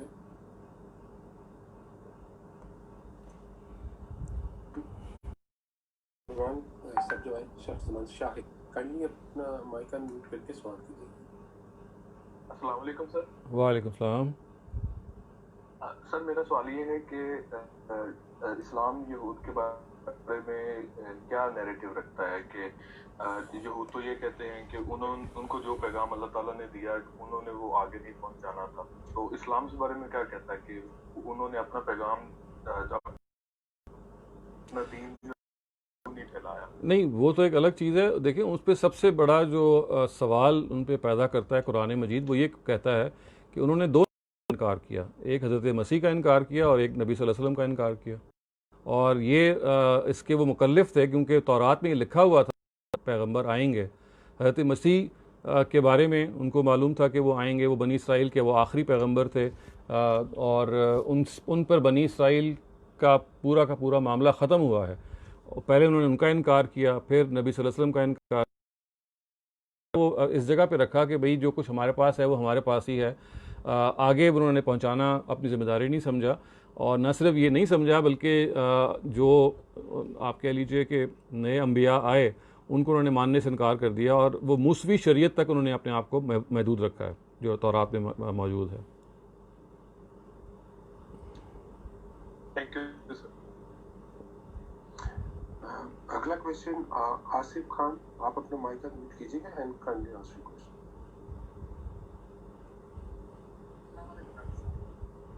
वालेकुम सलाम। मेरा ये सवाल था कि हज़रत मसीह क्या उनको आसमान में उठा लिया गया या उनकी बॉडी इधर ही है, यानी इस दुनिया में है, और जो उनकी कौम थी बनी इसराइल उन पर क्या आएगा जो उनके वरुष थे, उन्हें जुटाने पर क्या अल्लाह की सुन्नत जो है अज़ाब उन पर क्या आया, अगर उन पर गज़ब हुआ है अल्लाह का और महकूमियत उनके पर तारी हो चुकी है, तो आज हम देखते हैं कि बनी इसराइल जो ज्यूस बचे हैं वो एडमिनिस्ट्रेशन लेवल पे आज ऐसा नज़र आता है जी। इसका थोड़ा देखें, जहाँ तक उनकी नैरेटिव का पूरा ताल्लुक़ है, आप अगर अज़ाब की बात कर रहे हैं, मैं पहले दूसरी बात का जवाब दे देता हूँ, तो वो महकूमियत का जो अज़ाब है वही उन पे आया। और ये जो महकूमियत का अज़ाब अगर आपको आज नज़र आ रहा है कि शायद जूज़ उनको डिक्टेट कर रहे हैं, तो ऐसा नहीं है। आप ऐसा ही समझ लें कि जैसे आपके मुलाजिम जब सरकश हो जाते हैं तो वो आप पर बाज़ सवार हो जाते हैं, आप उन पर डिपेंडेंट हो जाते हैं। तो आजकल की भी जो क्रिश्चियन रियासतें हैं, अमेरिका सबसे बड़ी रियासत है, उधर अगरचे जूज़ का बहुत कंट्रोल है और ना सिर्फ उधर है बल्कि बाज़ और जगहों पे भी, लेकिन वो वही है कि वो उनके ज़ेरे नगी हैं जिनको उन्होंने ढील दी हुई है और वो उन पर सवार हुए हैं। अगर वो फैसला, बिल्कुल मिसाल वही है जो मेरे उस्ताद गामदी साहब देते हैं कि जैसे एक आपका मुलाजिम है, वो सरकश हो गया और अब वो आप उस के ऊपर डिपेंडेंट भी। जी आवाज़ नहीं आ रही? आवाज़ आ रही है? मेरे पास आपकी वीडियो स्टिल हो गई थी, आवाज़ नहीं है, अभी आ रही है जी। तो इसका मतलब मैं सवाल का जवाब दोबारा दे दूं? हेलो जी हाँ, बेहतर होगा। तो एक तो मैं आपको दोबारा से दे देता हूं, लेकिन फिर पहला हिस्सा आपको मैं पहले दे देता हूं कि आपने कहा ना कि उनके साथ उनके बारे में क्या मामला था। तो मैंने गुजारिश ये की है कि उनका जो जुर्म कुरान मजीद में बयान हुआ वो दोनों के दोनों प्रॉफिट्स का इनकार करना था, जो हज़रत मसीह की शक्ल में और हज़रत नबी सल्लल्लाहु अलैहि वसल्लम की शक्ल में हुआ। उनका जो महकूमी का जो अज़ाब था वो आज भी जारी है। और अगरचे इज़राइल एक वाहिद वो रियासत है जो जूज़ की है, जो क्रिश्चियंस की पुष्टपनाही की वजह से चल रही है, और क्रिश्चियन जो यानी आप कह लीजिए कि ऐसी रियासतें जो अगरचे सेकुलर हैं लेकिन बहरहाल क्रिश्चियनिटी ही की वो दावेदार हैं अंदर से, उनके यहाँ जूज़ की बहुत ज़्यादा से है, आप कह लीजिए उनकी इकॉनमी उनके हाथ में है। लेकिन मैं अब यह कर रहा था कि मेरे अपने उस्ताद हमेशा इसकी मिसाल देते हैं इस चीज़ की कि जैसे आपका एक मुलाजिम सरकश हो जाए और आप उस पर चूँकि डिपेंडेंट भी हैं, आप उसको निकालना भी नहीं चाहते, और फिर बहुत सारे मामलात आप ने उस पर छोड़ भी दिए हुए हैं, आप उसके नतीजे में आप खुद नहीं करना चाहते, तो ये उनकी मिसाल भी ऐसा ही है। लेकिन अगर आप आज फैसला करें जी मुझे इनको फारिग करना है, निकालना है, तो आप आज भी अपने मुलाजिम को निकाल सकते हैं, अगरचे आप उस पर बहुत डिपेंडेंट हैं, लेकिन आपको पता है कि भी निकालेंगे तो नुकसान भी होगा। तो ये सिर्फ देखने की बात है कि उनकी जो महकूमी है वो आज भी मौजूद है, लेकिन वो वही महकूमी है जो एक सरकश मुलाजिम की महकूमी होती है अपने मालिकों के आगे।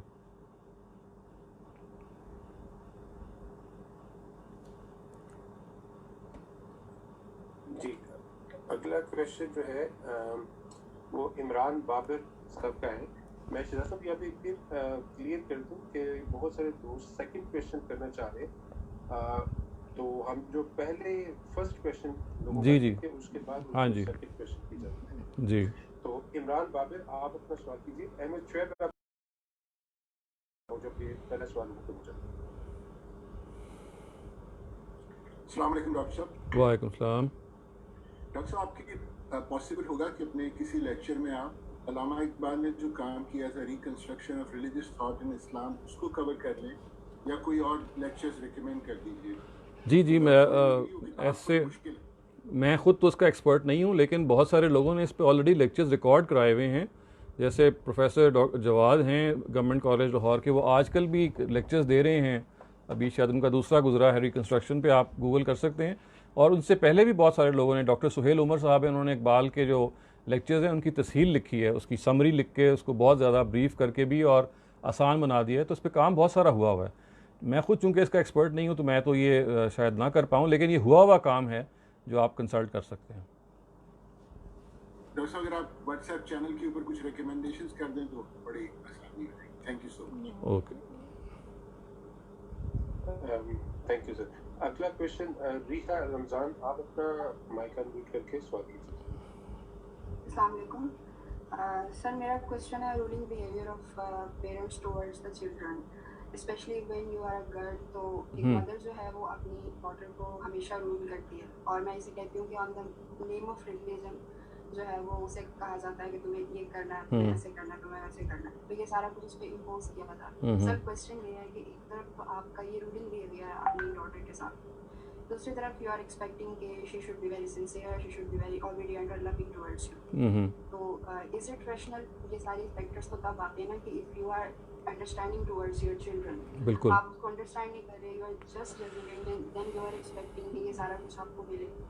तो मैं ये कहती हूँ कि एक तो चलो दुनिया में ये अज़ाब मिल रहा है in the form of such judgements, और एक वो जो खबर दी जाती है कि आखिरत में भी मिलने वाला है कि अल्लाह ताला जो है वो कुरान में अपना जो है वो अहकामात के फ़ौरन बाद जो है वो पेरेंट्स के बारे में अल्लाह ताला डिस्क्राइब करते हैं।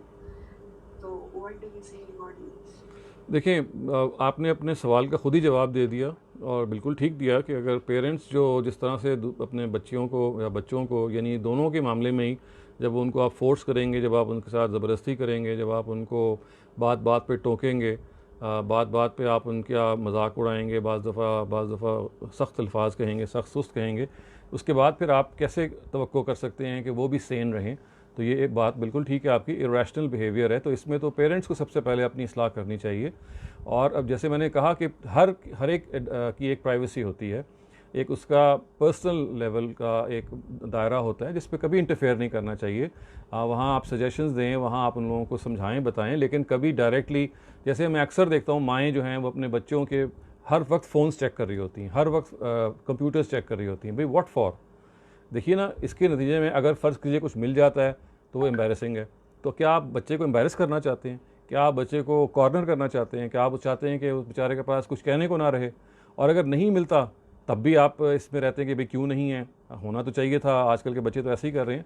तो ये जो prying and spying the privacy of children जो बहुत आम है हमारे यहाँ, बाय द वे यही काम वैसे बीवियाँ और मर्द भी, शौहर भी करते हैं, लेकिन चलें वो बाज़ दफ़ा हो जाता है गवारा, क्योंकि आप इक्वल लेवल पे कर रहे होते हैं। लेकिन बच्चों के साथ तो ये बहुत ही ज़्यादा अफसोसनाक है कि अब आप उनकी प्राइवेसी को रिस्पेक्ट ना करें। कभी सोचेंगे क्या हम नहीं हरकतें करते थे जब हम छोटे थे? हर तरह की बुरी हरकतें हमने की हैं, आहिस्ता आहिस्ता ही संभले हैं। तो बच्चों को भी थोड़ा इनहराफ बर्दाश्त करना चाहिए हमें। दे आर नॉट एंजल्स, और खुदा ने तवक्को भी नहीं की कि पैदा होते ही जो हैं सब लोग नेक हो जाएं। नहीं, खुदा ने खुद कहा है सूरह अहकाफ में कि 40 साल तक की उम्र में अल्लाह ताला फिर भी कुछ गुंजाइश देंगे, उसके बाद वो फिर अपना मामला करेंगे। तो आपके बच्चे भी बिल्कुल इसी प्रोसेस से गुजर रहे हैं जैसे हम गुजरे हैं। हमने अपने 900 चूहे अगर पूरे कर लिए हैं तो कोई 150 उनको भी खा लेने दें। तो ये चूँकि हम एम्बिशियस होते हैं कि हम चाहते हैं कि हमारे बच्चों के अंदर कोई गलती ना हो, फ़ौरन ठीक हो जाएं, इस वजह से हम ये स्पाइंग भी करते हैं, इसी वजह से हमको टोकते भी हैं। इसी वजह से हम ये चाहते हैं कि जो हमारा रिलीजियस व्यू है, कल्चरल व्यू है, वो हमारे बच्चों का भी हो। तो इसमें तो बहुत ज़्यादा ब्लेम मेरे ख़्याल में, मैं भी पेरेंट में शामिल हूँ, हम लोगों का है। हम लोगों को इसमें अपने आप को दुरुस्त करना चाहिए। और आप यकीन कीजिए जिस माँ बाप ने इसको दुरुस्त कर लिया, उनकी जो औलाद है वो फिर बिल्कुल ऐसे कहते हैं ना एग्जेम्पलरी होनी शुरू होगी, इसलिए कि आपने फिर ब्रीदिंग स्पेस दे दी है। उनकी जो नेचुरल, उनकी जो थी आगे बढ़ने की जो एक फ़िज़ा थी, उनको आपने वो मैदान खाली छोड़ दिया है। ये अपने आप को आपने इम्पोज नहीं किया और बार बार जिताया नहीं अपने आप को। तो ये हमें ख्याल है हमें करना चाहिए। और आपने ठीक कहा कि आखिरत के पहलू से चिल्ड्रन को स्टिल जो है वो उनको ओबे करना है, क्योंकि ये बहुत ये मैं इस पर मैं आपकी बात समझ गया, मैं इस पर गुफ्तगू कर चुका हूँ। आप ये देखिए, आप हैरान होंगी कि पूरा कुरान इससे खाली है। मैं ये दोबारा कहता हूँ, पूरा कुरान इससे खाली है कि कहीं भी उसने कहा हो कि बच्चों को माँ बाप को ओबे करना है। नॉट एट वन प्लेस, हर जगह ये कहा गया है वबिल वालिदैन एहसाना, उनसे अच्छा रवैया अख्तियार करना है। ये जो ओबे करना है ये तो कहीं भी नहीं कहा गया, किसी एक जगह पे भी नहीं कहा गया। और जहाँ पे ये कहा गया है कि आप उनकी रहमत के बाजू जो हैं अपने उन पे झुकाए रखें या इस तरह की जो चीज़ें ताबीरात हैं, हर जगह ये है कि उनके राइट्स को आपने पूरा करना है। लेकिन ये बात कि अगर वालिद साहब ये कहेंगे टांग पे खड़े हो जाओ, आप खड़े हो जाएंगे, वो ये कहेंगे कि निकल जाओ, आप निकल जाएंगे, अगर वो ये कहें तो फ़लाँ शादी कर लो तो आप कर लेंगे। ये तो हमारा कल्चर है, जो ईस्टर्न कल्चर है, मज़हब से इसका कोई ताल्लुक़ नहीं है। मज़हब ने आप पूरे कुरान को देखिए, at not a single place, not one place, मतलब एक कोई जगह भी हो तो बात हो, एक भी जगह ये नहीं कहा कि आपने वालिदैन को की फरमाबरदारी करनी या उनको ओबे करना है। ये वर्ड्स ही नहीं है कुरान मजीद में। हर जगह ये है कि उनसे हुस्न सलूक करना है। तो ये हमारा एक कॉन्सेप्ट बन गया हुआ है, इसकी वजह से फिर हम अपने बच्चों के साथ मेल ट्रीटमेंट भी करते हैं, उनको मिस ट्रीट भी करते हैं, और उनको फिर कुरान का हवाला दे के भी कहते हैं कि देखो तुमने हमें तुम दीनी तौर पे पाबंद हो कि हमारी बात मानो, हालांकि कुरान मजीद में कोई एक भी आयत नहीं है इस तरह की। Thank you so much. Thank you sir. Next question Sharmin Sultana, kindly अपना माइक अनम्यूट कीजिएगा और क्वेश्चन करें। हेलो सर, अस्सलाम वालेकुम। वालेकुम सलाम। Sir,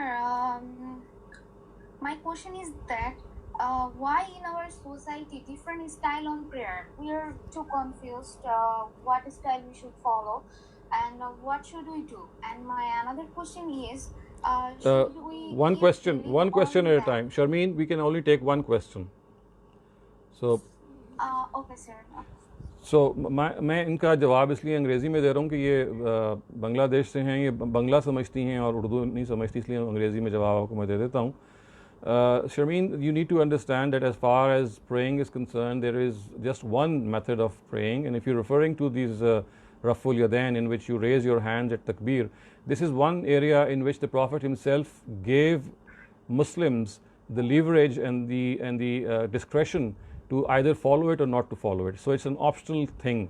It is only that certain sects have actually made it a mandatory and compulsory. Otherwise, as far as the Prophet is concerned, the obligatory prayer is the same for all Muslims, and the optional prayer is something which is left to our discretion. So if we pray while raising our hands, or if we do not, that is something which the Prophet already gave us discretion. It was our decision. So we should not actually take it to mean that there are two types of prayer. The mandatory prayer is the same for all Muslims. Okay, thank you, sir. Thank you. Next question is Nabil. Kindly अपना mic unmute कीजिएगा और question करें। अस्सलाम वालेकुम sir. Sir आपने अपने lecture में जिक्र किया था मूसा अलैहिस्सलाम के दो कंपेनियंस का, योशुआ और नूह के नाम से जी, और आपने कहा था उन्होंने आगे जिहाद किया था। तो मेरा एक सवाल था कि इन्होंने किस बेसिस पे जिहाद, क्योंकि जहाँ तक मेरी नॉलेज है कि हज़रत मूसा अलैहिस्सलाम का इंतकाल हो गया तो उसके बाद फिर आगे जाके जिहाद हुआ। तो जब हज़रत मूसा अलैहिस्सलाम नहीं थे तो इत्माम हुज्जत तो एक रसूल की मौजूदगी नहीं हो सकता है, तो उन्होंने किस बेसिस पे आगे जाके मतलब जी उसी बुनियाद पे जिस बुनियाद पे हमारे सहाबा ने किया था, यानी वो काम तो नबी सल्लल्लाहु अलैहि वसल्लम कर गए थे, और इसी तरह से वो काम उधर से नहीं। ख़त तो बड़ी मामूली चीज़ है, ख़त तो एक इन्विटेशन था, वो जो नबी सल्लल्लाहु अलैहि वसल्लम का इत्माम हुज्जत है वो तो अमलन अरब में बर्पा हो गया था, और वो विजुअल एक लिहाज से एविडेंस था उस चीज़ का। यही मामला हज़रत मूसा का था कि उन्होंने वो जो इत्माम हुज्जत का जो मामला है वो अपनी ज़िंदगी में कर लिया था। उसके बाद तो फिर उनके जो जनरल्स हैं, यूशा और कालिब उनका नाम था, यूशा बिन नून एक इनका नाम था, नून अलग नहीं है, यूशा बिन नून इज़ वन पर्सन, और दूसरे कालिब थे अंग्रेज़ी में, या कालिब आप उनको उर्दू में कह सकते हैं। तो ये थे जो carried out this against the other tribes when he passed away.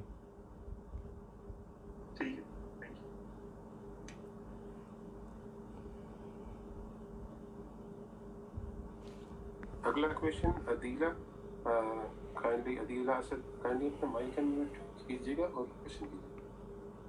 Thank you साधु सर। वालेकुम सर मुझे ये मतलब कुछ बहुत सारी चीज़ें छोटी छोटी मिला के क्वेश्चन था है, मुझे समझ में ये नहीं आ रहा कि हज़रत ईसा को ना मानने की क्या वजह थी, क्योंकि हज़रत रसूल सल्लल्लाहु अलैहि वसल्लम का तो सही है कि भाई वो उनका हसद था या जो भी था, एरोगेंस थी उनकी कि उन पे से नहीं थे। हज़रत ईसा तो उन्हीं में से थे, उनको ना मानने की क्या वजह थी? और उसी से रिलेटेड ये है कि isn't that a really tough test on them कि वो वर्जिन मैरी के यहाँ हुए, वो एक मिरेकल बर्थ, और फिर उनकी क्रूसिफिकेशन हो गई उनके सामने, और उस चीज़ को कुरान ने कई सालों बाद आके डिनाई किया। तो ये पूरी चीज़ बहुत टफ नहीं है? नहीं, वो आप टफ तो बाद के लिहाज से देख रही हैं ना, शुरू के लिहाज से तो जब हज़रत मसीह आए हैं और उन्होंने ये बताया है कि वो उसी प्रेडिक्शन के मुताबिक आए हैं जो प्रीवियस प्रॉफिट्स ने उनकी की है, और उनके लिए असल में जो जूज़ ने इनकार करने की बड़ी वजह बनी है वो तो बयान हो जाती है ना कि उनके अपने ख्याल में जो मसाया जिन्होंने आना था उन्होंने फ़लाँ फ़लाँ काम करने थे जो जीसस ने नहीं किए। मसलन उसका सबसे बड़ा काम ये था कि दुनिया को एक मरतबा फिर अमन का गहवारा बनाना था, और उसके अंदर एक जिस तरह से एंड ऑफ टाइम में जीसस ने अपने बारे में प्रेडिक्ट किया, वही वो हज़रत मूसा के फॉलोअर्स ये समझ रहे थे। तो वो तो ये कह रहे थे कि ये तो एक he is not a successful profit, क्योंकि ये जब इनके पीछे तो कोई फॉलोअर्स ही नहीं है, और ये ही can not be a profit of God, क्योंकि जो प्रॉमिस उनके ख्याल में उनके मसाया के लिए किए गए थे कि वो टेंपल को बनाएंगे एक मरतबा, फिर थर्ड टेंपल को, और इसी तरह से कुछ और चीज़ें थी वो उन पर पूरी नहीं होती। ये जो आपने कहा डिस्क्वालिफिकेशन एक लिहाज से बन जाती है कि वो वर्जिन बर्थ हुई थी, असल में तो ये उलट है। इनको झंझोड़ने के लिए it was actually the miracle given to him was कि भाई ये वो प्रॉफिट हैं जो वाहिद जो पंगूड़े में कलाम करेंगे, युकल्लिमुन्नास फिल महद, कुरान के अल्फाज हैं कि जो अपने क्रैडल में कलाम करेंगे और बड़े होके भी। तो ये उनको उनकी आंखें खोलने के लिए कहा गया था कि भाई जिसका तुम इनकार कर रहे हो ये वो है जो मुर्दों को ज़िंदा कर रहा है। यानी ये तो खुदा के अलावा किसी के पास भी अथॉरिटी नहीं रही हमेशा से और आज भी कि वो मुर्दा को ज़िंदा करे। तो ये उनको मिरेकल दिया इसलिए गया था कि उनको झंझोड़ा जाए और कहा जाए कि भाई ये खुदा की तरफ से आए हैं, लेकिन उन्होंने उनका भी इनकार कर दिया। तो इस वजह से कि उनके इनकार करने की जो इस वजह को दूर करने ही के लिए तो ये मिरेकल्स दिए गए थे, और इनकार की वजह जहाँ तक है उसका ताल्लुक वही है कि वो समझते ये थे कि ये कोई सक्सेसफुल प्रॉफिट नहीं है, क्योंकि प्रॉफिट्स ऑफ गॉड इस तरह से नहीं होते कि जो 12 लोगों को छोड़ के चले जाएं। और ये जो क्रूसिफिकेशन पे तो वो बिलीव करते रहे, या उसके बाद उनकी चीज़ क्लियर हुई, या सिर्फ कुरान ने आके क्लियर करी? नहीं, क्रूसिफिक्शन को तो कुरान ने क्लियर किया आके, लेकिन देखिए ये कोई बिलीफ का हिस्सा नहीं है। ये तो कभी इंजील ने भी इसको कभी बिलीफ का हिस्सा नहीं बनाया। ये तो पॉलिन क्रिश्चियनिटी के अंदर बन गया आके मामला के क्रूसिफिक्शन को उन्होंने बना दिया कि भाई अगर आप इसमें ईमान नहीं लेके आएंगे तो आपकी नजात नहीं होगी। ये तो बहुत यानी बाद में सेंट पॉल का इसके अंदर दखूल था, वरना इसकी जो दुरुस्ती है वो कुरान ने की। लेकिन फ़र्ज़ कीजिए कि अगर ये उस तरह से चली आ रही होती तो बहुत सारे दूसरे मामलात में जो बुनियादी मामलात थे जो क्रूसिफिक्शन से भी बेसिक थे वो भी उसको भी उन्होंने नहीं एक्सेप्ट किया। उन्होंने नए प्रॉफिट को एक्सेप्ट नहीं किया।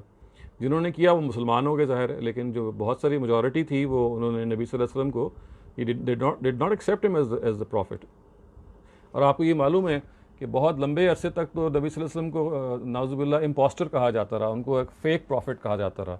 ये तो अब इतना अरसे के बाद 1967 में जाके जब ये वेटिकन काउंसिल हुई है उसमें जाके उन्होंने अपना मौक़िफ़ तब्दील किया और ये बताया कि he is a prophet, we accept him as a prophet but he is only for Muslims. वरना इससे पहले तक तो किताबें इनकी भरी हुई हैं, पोलेमिक डिबेट्स इतनी ज़्यादा हैं कि इम्पोस्टर हैं और he is not a true profit. तो ये एक तो बहुत बड़ा उनकी चेन रही है। It's only now in the last 40 और 50 ईयर्स कि इनका जो स्टांस है वो चेंज हुआ है, और वो भी मतलब पूरी तरह से दुरुस्त नहीं है। ज़ाहिर है ये तो नहीं है ना कि नबी सल्लल्लाहु अलैहि वसल्लम सिर्फ मुसलमानों के प्रॉफिट हैं। कुरान तो ये कहता है कि he is the last profit for all Mankind. Sir हज़रत ईसा को जो मानने वाले थे वो बाद में जो हुए, जब बाद में जो सेंट पॉल को भी के फॉलोअर्स भी हुए, वो बनी इसराइल नहीं थे, वो कोई और लोग थे।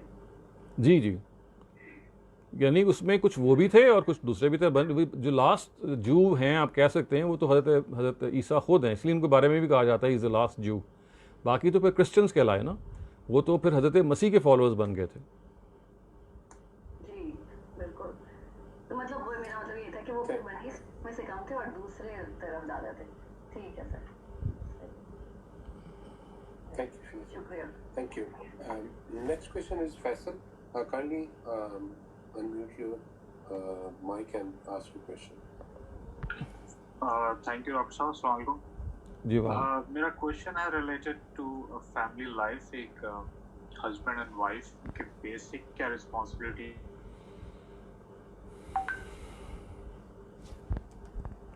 आपकी आवाज एकदम से बंद हो गई। Hello, I am audible? Now you audible. I think before you was we couldn't hear you. जी दोबारा बता दीजिए। I'll repeat my question. Just kindly ask your question again.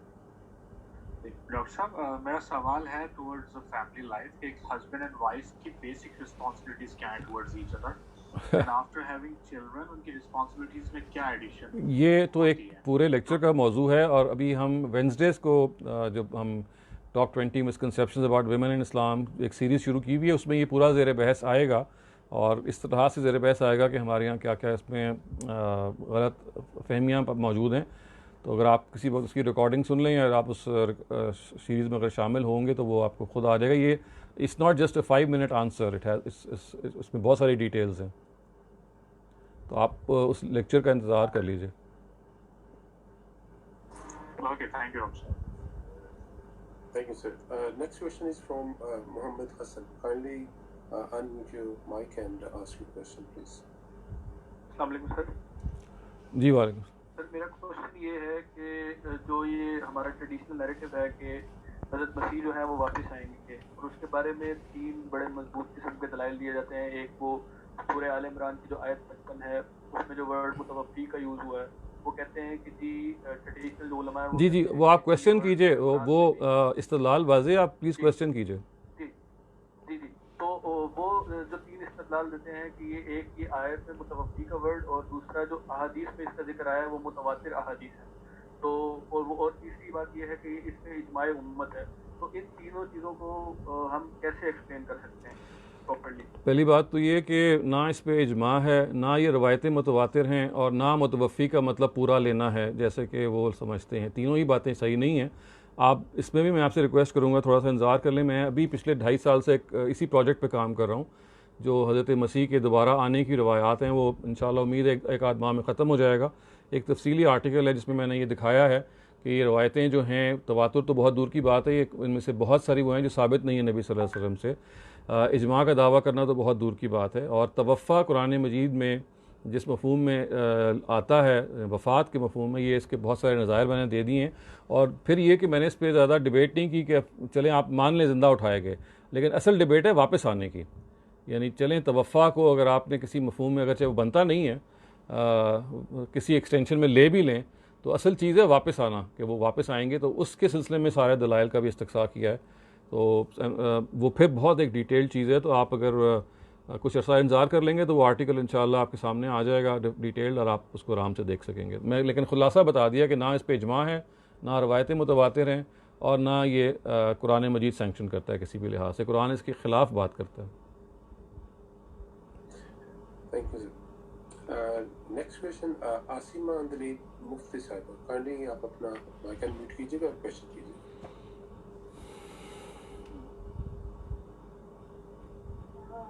हम ये मौजूद डिस्कस कर रहे हैं फैमिली इंस्टीट्यूशन का, और इसमें साथ साथ हम रेपो और प्राइवेसी की बात कर रहे हैं। जी।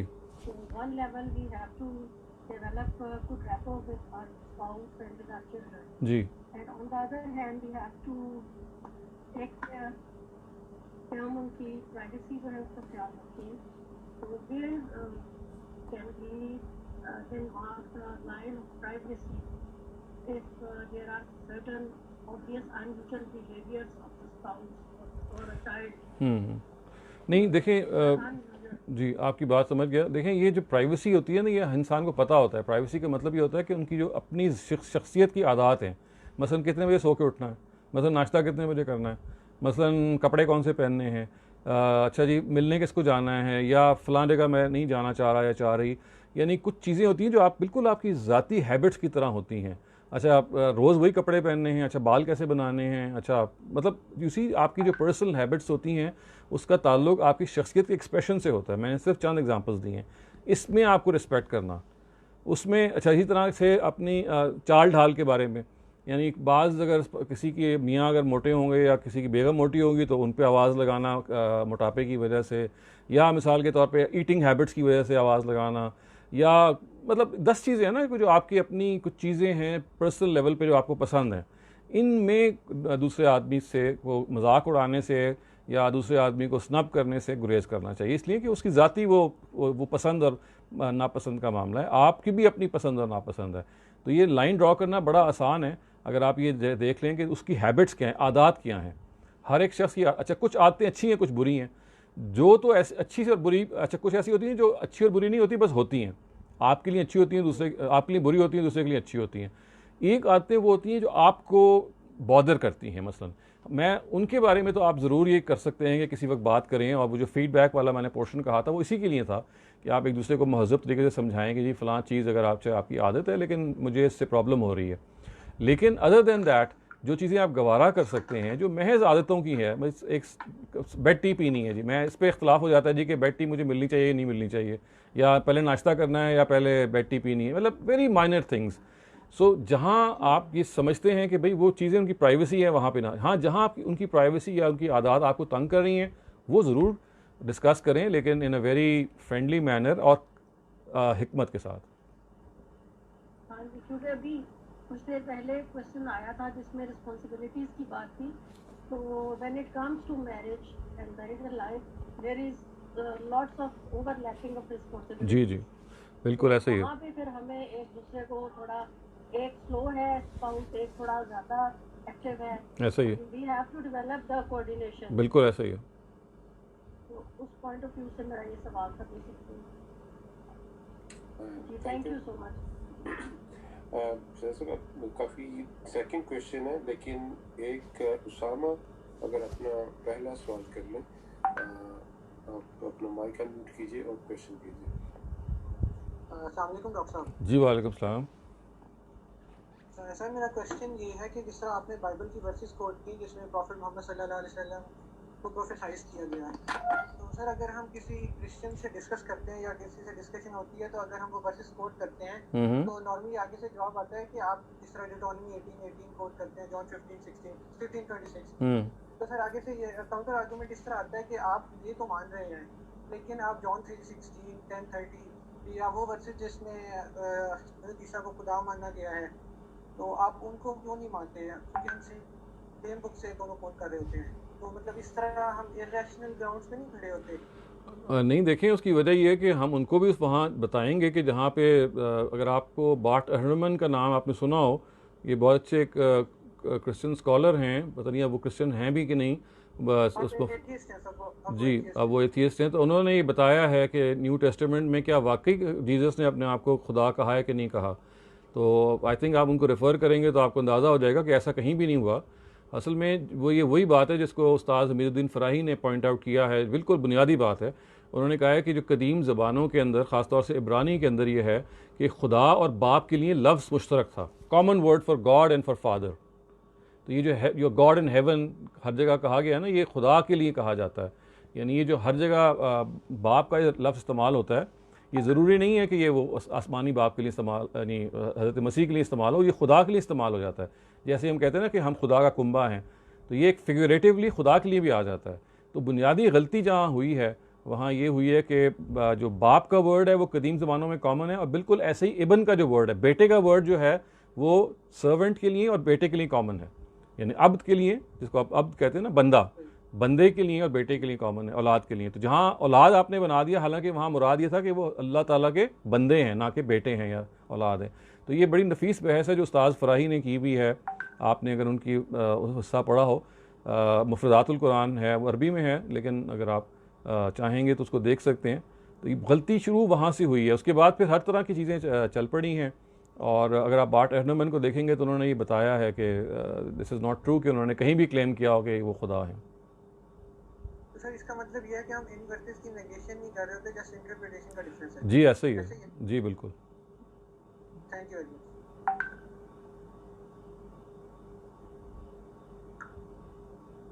साहब ये कुछ क्वेश्चन हैं फेसबुक पे जो आपको व्यू कर रहे थे उनके जी, तो मैं ये आपके लिए एक एक करके बयान कर देता हूँ। सबसे पहले कि सर ये जिहादी तंजीम मसलन जैश मोहम्मद, लश्कर तैयबा वगैरह के बारे में क्या राय है सर, प्लीज़ जवाब चाहिए। अवैस अली सर पर नहीं, किस किस्म का जवाब चाहिए? ज़ाहिर है कि जिहादी तंजीमों को ये समझना चाहिए सबसे पहली और बुनियादी बात कि जिहाद सिर्फ़ और सिर्फ स्टेट कर सकता है, कोई तंजीम नहीं कर सकती। और इस पे हमारे तमाम फ़ुक़हा का इत्तफ़ाक़ है, तमाम अहनाफ का, शवाफ़े का, हनाबिला का और मालिकियों का। तो जिहादी तंजीम का मकसद क्या है? जिहाद करना अगर मकसद है तो उनको ये दीन को दोबारा पढ़ना चाहिए और सोर्स बुक्स पे जाना चाहिए इसलिए कि इसमें कोई ऐसा नहीं है कि कोई फ़राई फ़िक्र या गांधी साहब कोई पहली मरतबा या मैं पहली दफ़ा की बात कर रहा हूँ। इस पे हमारी उम्मत के उलमा का इख्तलाफ है कि अगर कोई वॉर होनी है, अव्वल तो उसके बुनियाद उसकी ग्राउंड्स हैं, वो तो हम बाद में देखेंगे, लेकिन पहली चीज़ ये है कि war can not be conducted by any organization, it has to be conducted और it has to be waged by a state. ये बुनियादी बात है। तो अगर वो ये काम नहीं कर रहे तो फिर अपनी जो हदूद से मुतजावज़ करें। इसके बाद ज़ाहिर है कि फिर यही रह जाता है कि फिर उनसे पूछा जाए कि आपके पास क्या बुनियाद है, तो उनको बताना चाहिए। Thank you. अगला क्वेश्चन ताहिरा जमशेद साहब ने किया। Sir, what do you think about the minorities right of making worship places? उनको पूरी आज़ादी हासिल है पाकिस्तान जी, उनको पूरी आज़ादी हासिल है। आज ही मेरे ख्याल है वज़ीर आज़म ने हमारे इस्लामाबाद में एक मंदिर की मंजूरी का इंदिया दिया है। तो हमारी वो प्रोटेक्टेड माइनॉरिटीज़ हैं, जितनी भी माइनॉरिटीज़ हैं उनकी जो वर्शिप प्लेसेस हैं उनको तहफ़्फ़ुज़ दिया जाएगा। स्टेट लेवल पे उनके लिए प्रोटेक्शन फराहम की जाएगी, उनको इजाज़त दी जाएगी। ये बिल्कुल उनके बुनियादी हुकूक में से है। इस वजह से इसमें कोई कॉम्प्रोमाइज़ नहीं किया जा सकता। Thank you. सर, एक क्वेश्चन है, मैं सिर्फ यहाँ से पढ़ रहा हूँ जो भी लिखा गया है, क्योंकि ज़ाहिर है वो व्यू कर रहे हैं। ये शामी भाई हैं, जो उनका नाम है शामी भाई, उन्होंने वो क्वेश्चन कर रहे हैं, sir kindly share your views about Osama bin Laden साहब प्लीज़। मैं तो अर्ज़ कर चुका हूँ कि अगर वो साहब ने अपने हदूद से मुतजाविज़ करते हुए कोई दुनिया में, जैसे कि उन्होंने क्लेम किया, और 9/11 के उन्होंने अटैक्स किए जिसमें बेगुनाह लोगों को मारा, 3000 के करीब लोगों को मारा, इसके अलावा बहुत सारी उन्होंने चीज़ें जो हैं वो की जिसमें इंसानी जान का मामला हुआ, तो ये मामला उनको खुदा से के आगे जस्टिफाई करना पड़ेगा। हमारे सामने जो शरीयत है उसकी तो उन्होंने सरियन खिलाफ वर्जी की है। अगर उनके पास कोई उज़र है इसका तो ये वो खुदा के आगे पेश करेंगे और उनका मामला खुदा ही के सुपुर्द है, खुदा ही तय करेगा। हम तो सिर्फ इतना बता सकते हैं कि ज़ाहिर में हमारे सामने जो उनका अमल आया है, जिस शरीयत से हम वाकिफ़ हैं, ये उसके ख़िलाफ़ था। थैंक यू सर भाई। अब ये जो हमारे जूम पे पार्टिसिपेंट्स हैं उनके सेकंड क्वेश्चन शुरू हो रहे हैं। तो अहमद शुएब, काइंडली आप अपना माइक अनम्यूट कीजिएगा और क्वेश्चन करें। अस्सलाम वालेकुम सर, मैंने पूछना था कि कुरान में आई रेड एन आया कि whatever strikes you of disaster it is for what your own hands have earned but he pardons much. तो मेरा क्वेश्चन था कि हैव आई अंडरस्टूड दिस आया करेक्टली कि एवरी सिंगल जी नहीं, ऐसे मैं आपको बताता हूँ। ये सूरह शूरा की आयत है, वमा असाबकुम मिन मुसीबतिन फबिमा कसबत अयदीकुम व याफू अन कसीर। इसको आप कॉन्टेक्स्ट में निकाल के पढ़ेंगे। ये कुरैश को मुखातिब करके कहा जा रहा है कि ये आप लोग हैं जिनके साथ ये सारा मामला हुआ, और इसके अगर आपने जानते बूझते पैगंबर का इनकार किया, इसकी सज़ा के तौर पे ये आपकी बुराइयां हैं जो आपके आगे आ रही हैं, जो आपने कमाया है वो आपके आगे आ रहा है। It's not a general rule, it is not meant for all Mankind. और ये बहुत ज़रूरी है ये समझना कि जब ये कुरान मजीद गुफ्तगू कर रहा होता है, ऐसा लगता है कि जैसे एक जनरल सी बात कह दी है कि जो आपने किया है वो आपके किए किराए का नतीजा है। ऐसा नहीं होता, बाज़ होता भी है, लेकिन ये आयत जो आप कह रहे हैं ये तो सरीहन अपने कॉन्टेक्स्ट में ये बनी इस्माइल को बता रही है, ख़ास तौर से कुरैश को, कि आपके सामने इस वक्त जो आप कुछ कर रहे हैं, जो आपके साथ हो रहा है, कि आपके अपनी गुनाहों का नतीजा है, आपके अपनी करतूतों का नतीजा है। ये उनके लिए कहा गया। It is not a general rule. Thank you, I just wanted to clear that. Thank you. Next question Fahad Iqbal, kindly आप अपना माइक अनम्यूट करके सवाल करें। Thank you Anil. अच्छा डॉक्टर साहब, मेरा सेकंड क्वेश्चन जो है वो न्यू टेस्टामेंट के अंदर जो प्रोफेसी है आपने जिक्र किया गॉस्पेल ऑफ जॉन, तो उसके अंदर जो जिक्र है वो हेल्पर का जिक्र है या कंफर्टर का जिक्र है। अब उसके अंदर जो ईसाई हैं वो तो स्ट्रेट फॉरवर्ड इसको सेंट पॉल की प्रोफेसी करार देते हैं और साथ ही साथ नहीं की। तो आपका क्या ओपिनियन है? मैंने तो गुजारिश कर ली है कि ये अगर आप इसको पूरा पढ़ेंगे, और ये एक जगह पे नहीं है, 6-7 जगहों पे है आपके सामने, तो मैंने सारी वो जगह कोट नहीं की। वो इतना वाज़ेह हो जाता है कि दुनिया का सरदार आता है। पॉल को आप किसी भी मफहूम में सरदार नहीं कह सकते, और फिर जो उसके अंदर तफसीलात आगे बयान हुई है, ख़ास तौर से अगर आप उसको तौरात से भी रिलेट करें, तो वो इतना क्लियरली नबी सल्लल्लाहु अलैहि वसल्लम के लिए मौजूद है कि आप कोई और किसी पर उंगली रख नहीं सकते।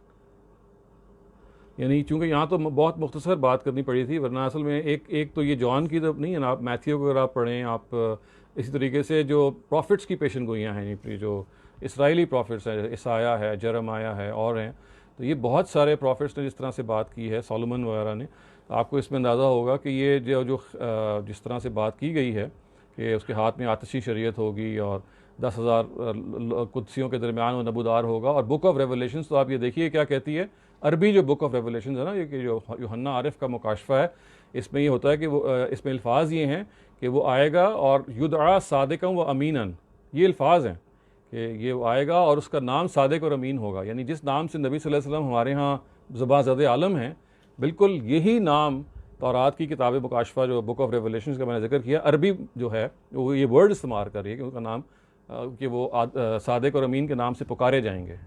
तो इसलिए ये एक जगह से नहीं हम चीज़ें बरामद करते, ये एक कलेक्टिव है, एक पूरा पैकेज है। और मैंने अर्ज़ किया कि आप इसमें अगर आप तफसील जानना चाहें तो उस्ताद अमीरुद्दीन फ़राई साहब की जो फ़ी मनो वज़्ज़बी किताब है, उर्दू में तर्जुमा भी हो गई है, उनकी शागिर्द ने कर दी है, उसको आप पढ़ेंगे तो उन्होंने फिर तफसील से हर पेशन गोई का मुहाकमा भी किया है और तफसील भी बताई है।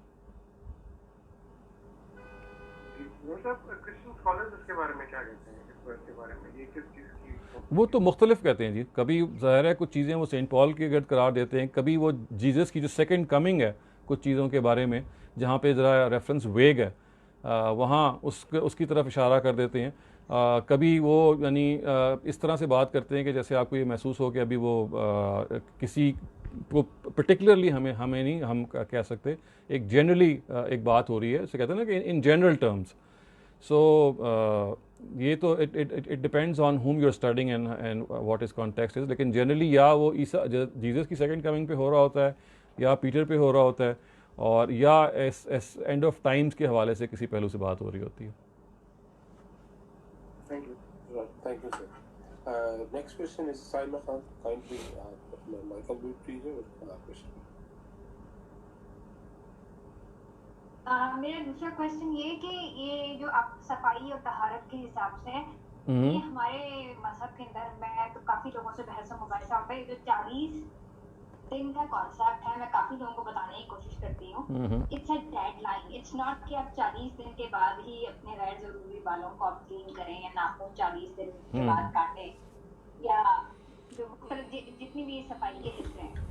तो मर्द और औरतें दोनों इसको जो है वो 40 दिन के ज़मरे में ऐसे लेते हैं, 40 दिन से पहले करना तो शायद इसको गुनाह है, और वो काफ़ी आपको लोगों के पास से स्मेल आती है, और मगर वो उसको फॉलो नहीं करना चाहते क्योंकि वो उस पर बिलीव करते हैं।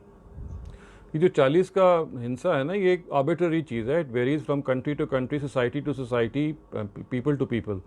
यानी अरब्स के अंदर हो सकता है इस तरह का मामला हो कि बाल बहुत देर बाद आते हों, लेकिन ये कोई शरीयत नहीं है बता दी गई कि आपने 40 का तक रखना है। जो चीज़ बताई गई है वो ये है कि उनको उगने ना दें, जिसके नतीजे में वो नज़र आना शुरू हो जाएं। एक होता है ना, आपको पता होता है कि बाल जो हैं बहुत शॉर्ट हैं अभी बिल्कुल अपनी रुडिमेंट्री फॉर्म में, और एक ये कि they make their presence felt, they start to appear. तो ये असल चीज़ उसके लिए है। और हमारे यहाँ मज़हब इस जगह पे नहीं खड़ा हुआ कि आप इंतज़ार करते रहें, बल्कि देखें पाकीज़गी का तकाजा ये है कि do it as soon as you should do it. यानी इसमें जो जल्दी है वो महमूद है, ना कि देर करना। तो ये 40 डेज़ का कोई पीरियड कोई इट्स नॉट समथिंग कि कोई शरीयत है। ये जहन में रखिए कि आर्बिट्ररी पीरियड है रिगार्डिंग हिज टाइम्स। असल चीज़ ये है कि वो पैल्पेबल ना हो, वरना तो आप देखिए 40 दिन, अव्वल तो वो 40 सिर्फ बालों के बारे में, वो नाखूनों के बारे में नहीं है, लेकिन बहरहाल बालों के बारे में भी आप ये जहन में रखिए कि वो 40 दिन में तो आपको मालूम नहीं कि वो बाल कहाँ से कहाँ पहुँच जाएंगे। जनरली ग्रोथ मुख्तलिफ लोगों की मुख्तलिफ होती है, तो it's not 40 days, it's the growth that counts.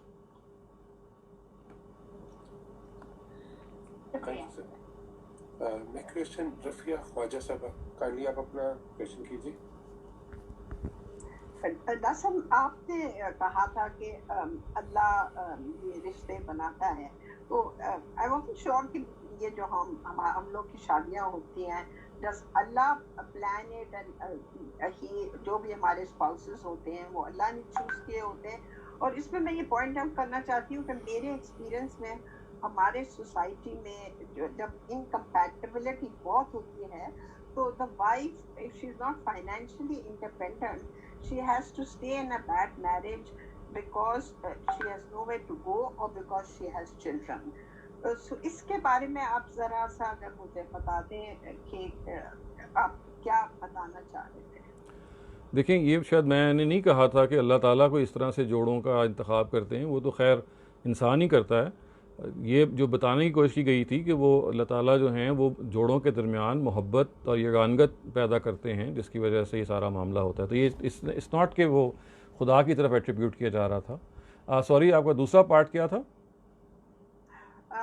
मैं ये कह रही थी कि मेरे बहुत से एक्सपीरियंस में among a lot of my friends too, the wife and husband have not been getting along for years and years, but because the wife is not financially independent, she has no income, she can't go anywhere, so she has to stay in a bad marriage where the husband may be immoral or because of the children. Right.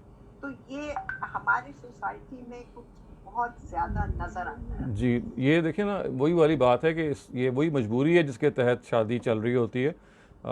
इसको आप मजबूरी भी कह सकते हैं, और बहरहाल कुछ लोग कहते हैं कि ब्लेसिंग भी है, क्योंकि इसके नतीजे में शादियां फिर टूटती नहीं हैं, कायम रहती हैं। लेकिन वटेवर, लेकिन होता वाकई यही है कि इसमें बाज़ दफ़ा शादी एक मिजरेबल चीज़ बन जाती है, क्योंकि बीवी सिर्फ मजबूरन रह रही होती है, उसके पास चूँकि कोई बैकिंग नहीं होती, घर वालों की सपोर्ट नहीं होती, then she is not financially independent. लेकिन आप देखिए आजकल तो ऐसा आहिस्ता आहिस्ता तब्दीली आ रही है। Lot of women are now becoming professionals, they are very well set, at times they are earning more than their husbands.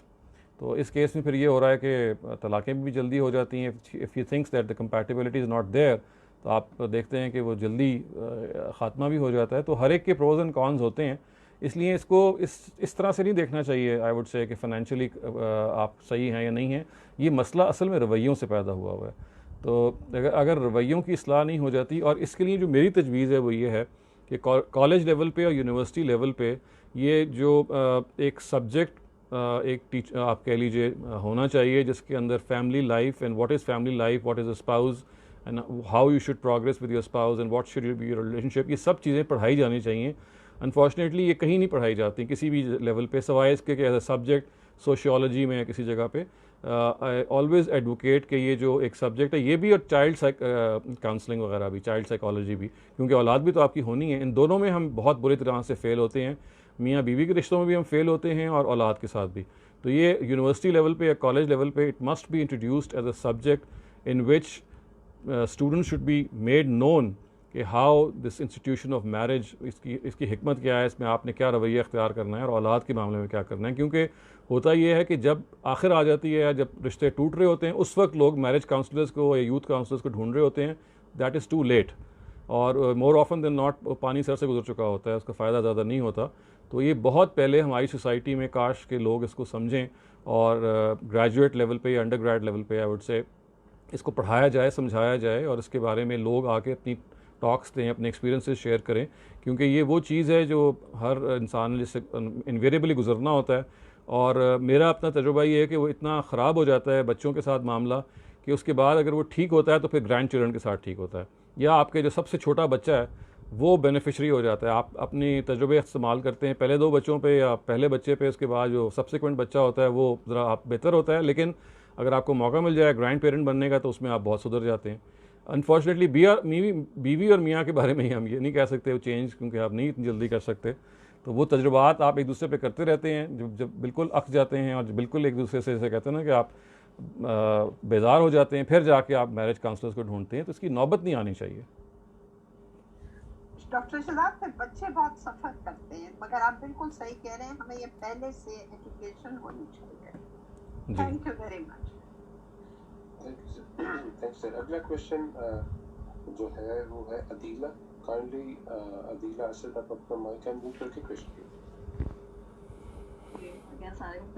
मेरा बिल्कुल ऑफ टॉपिक में जाऊंगी अभी।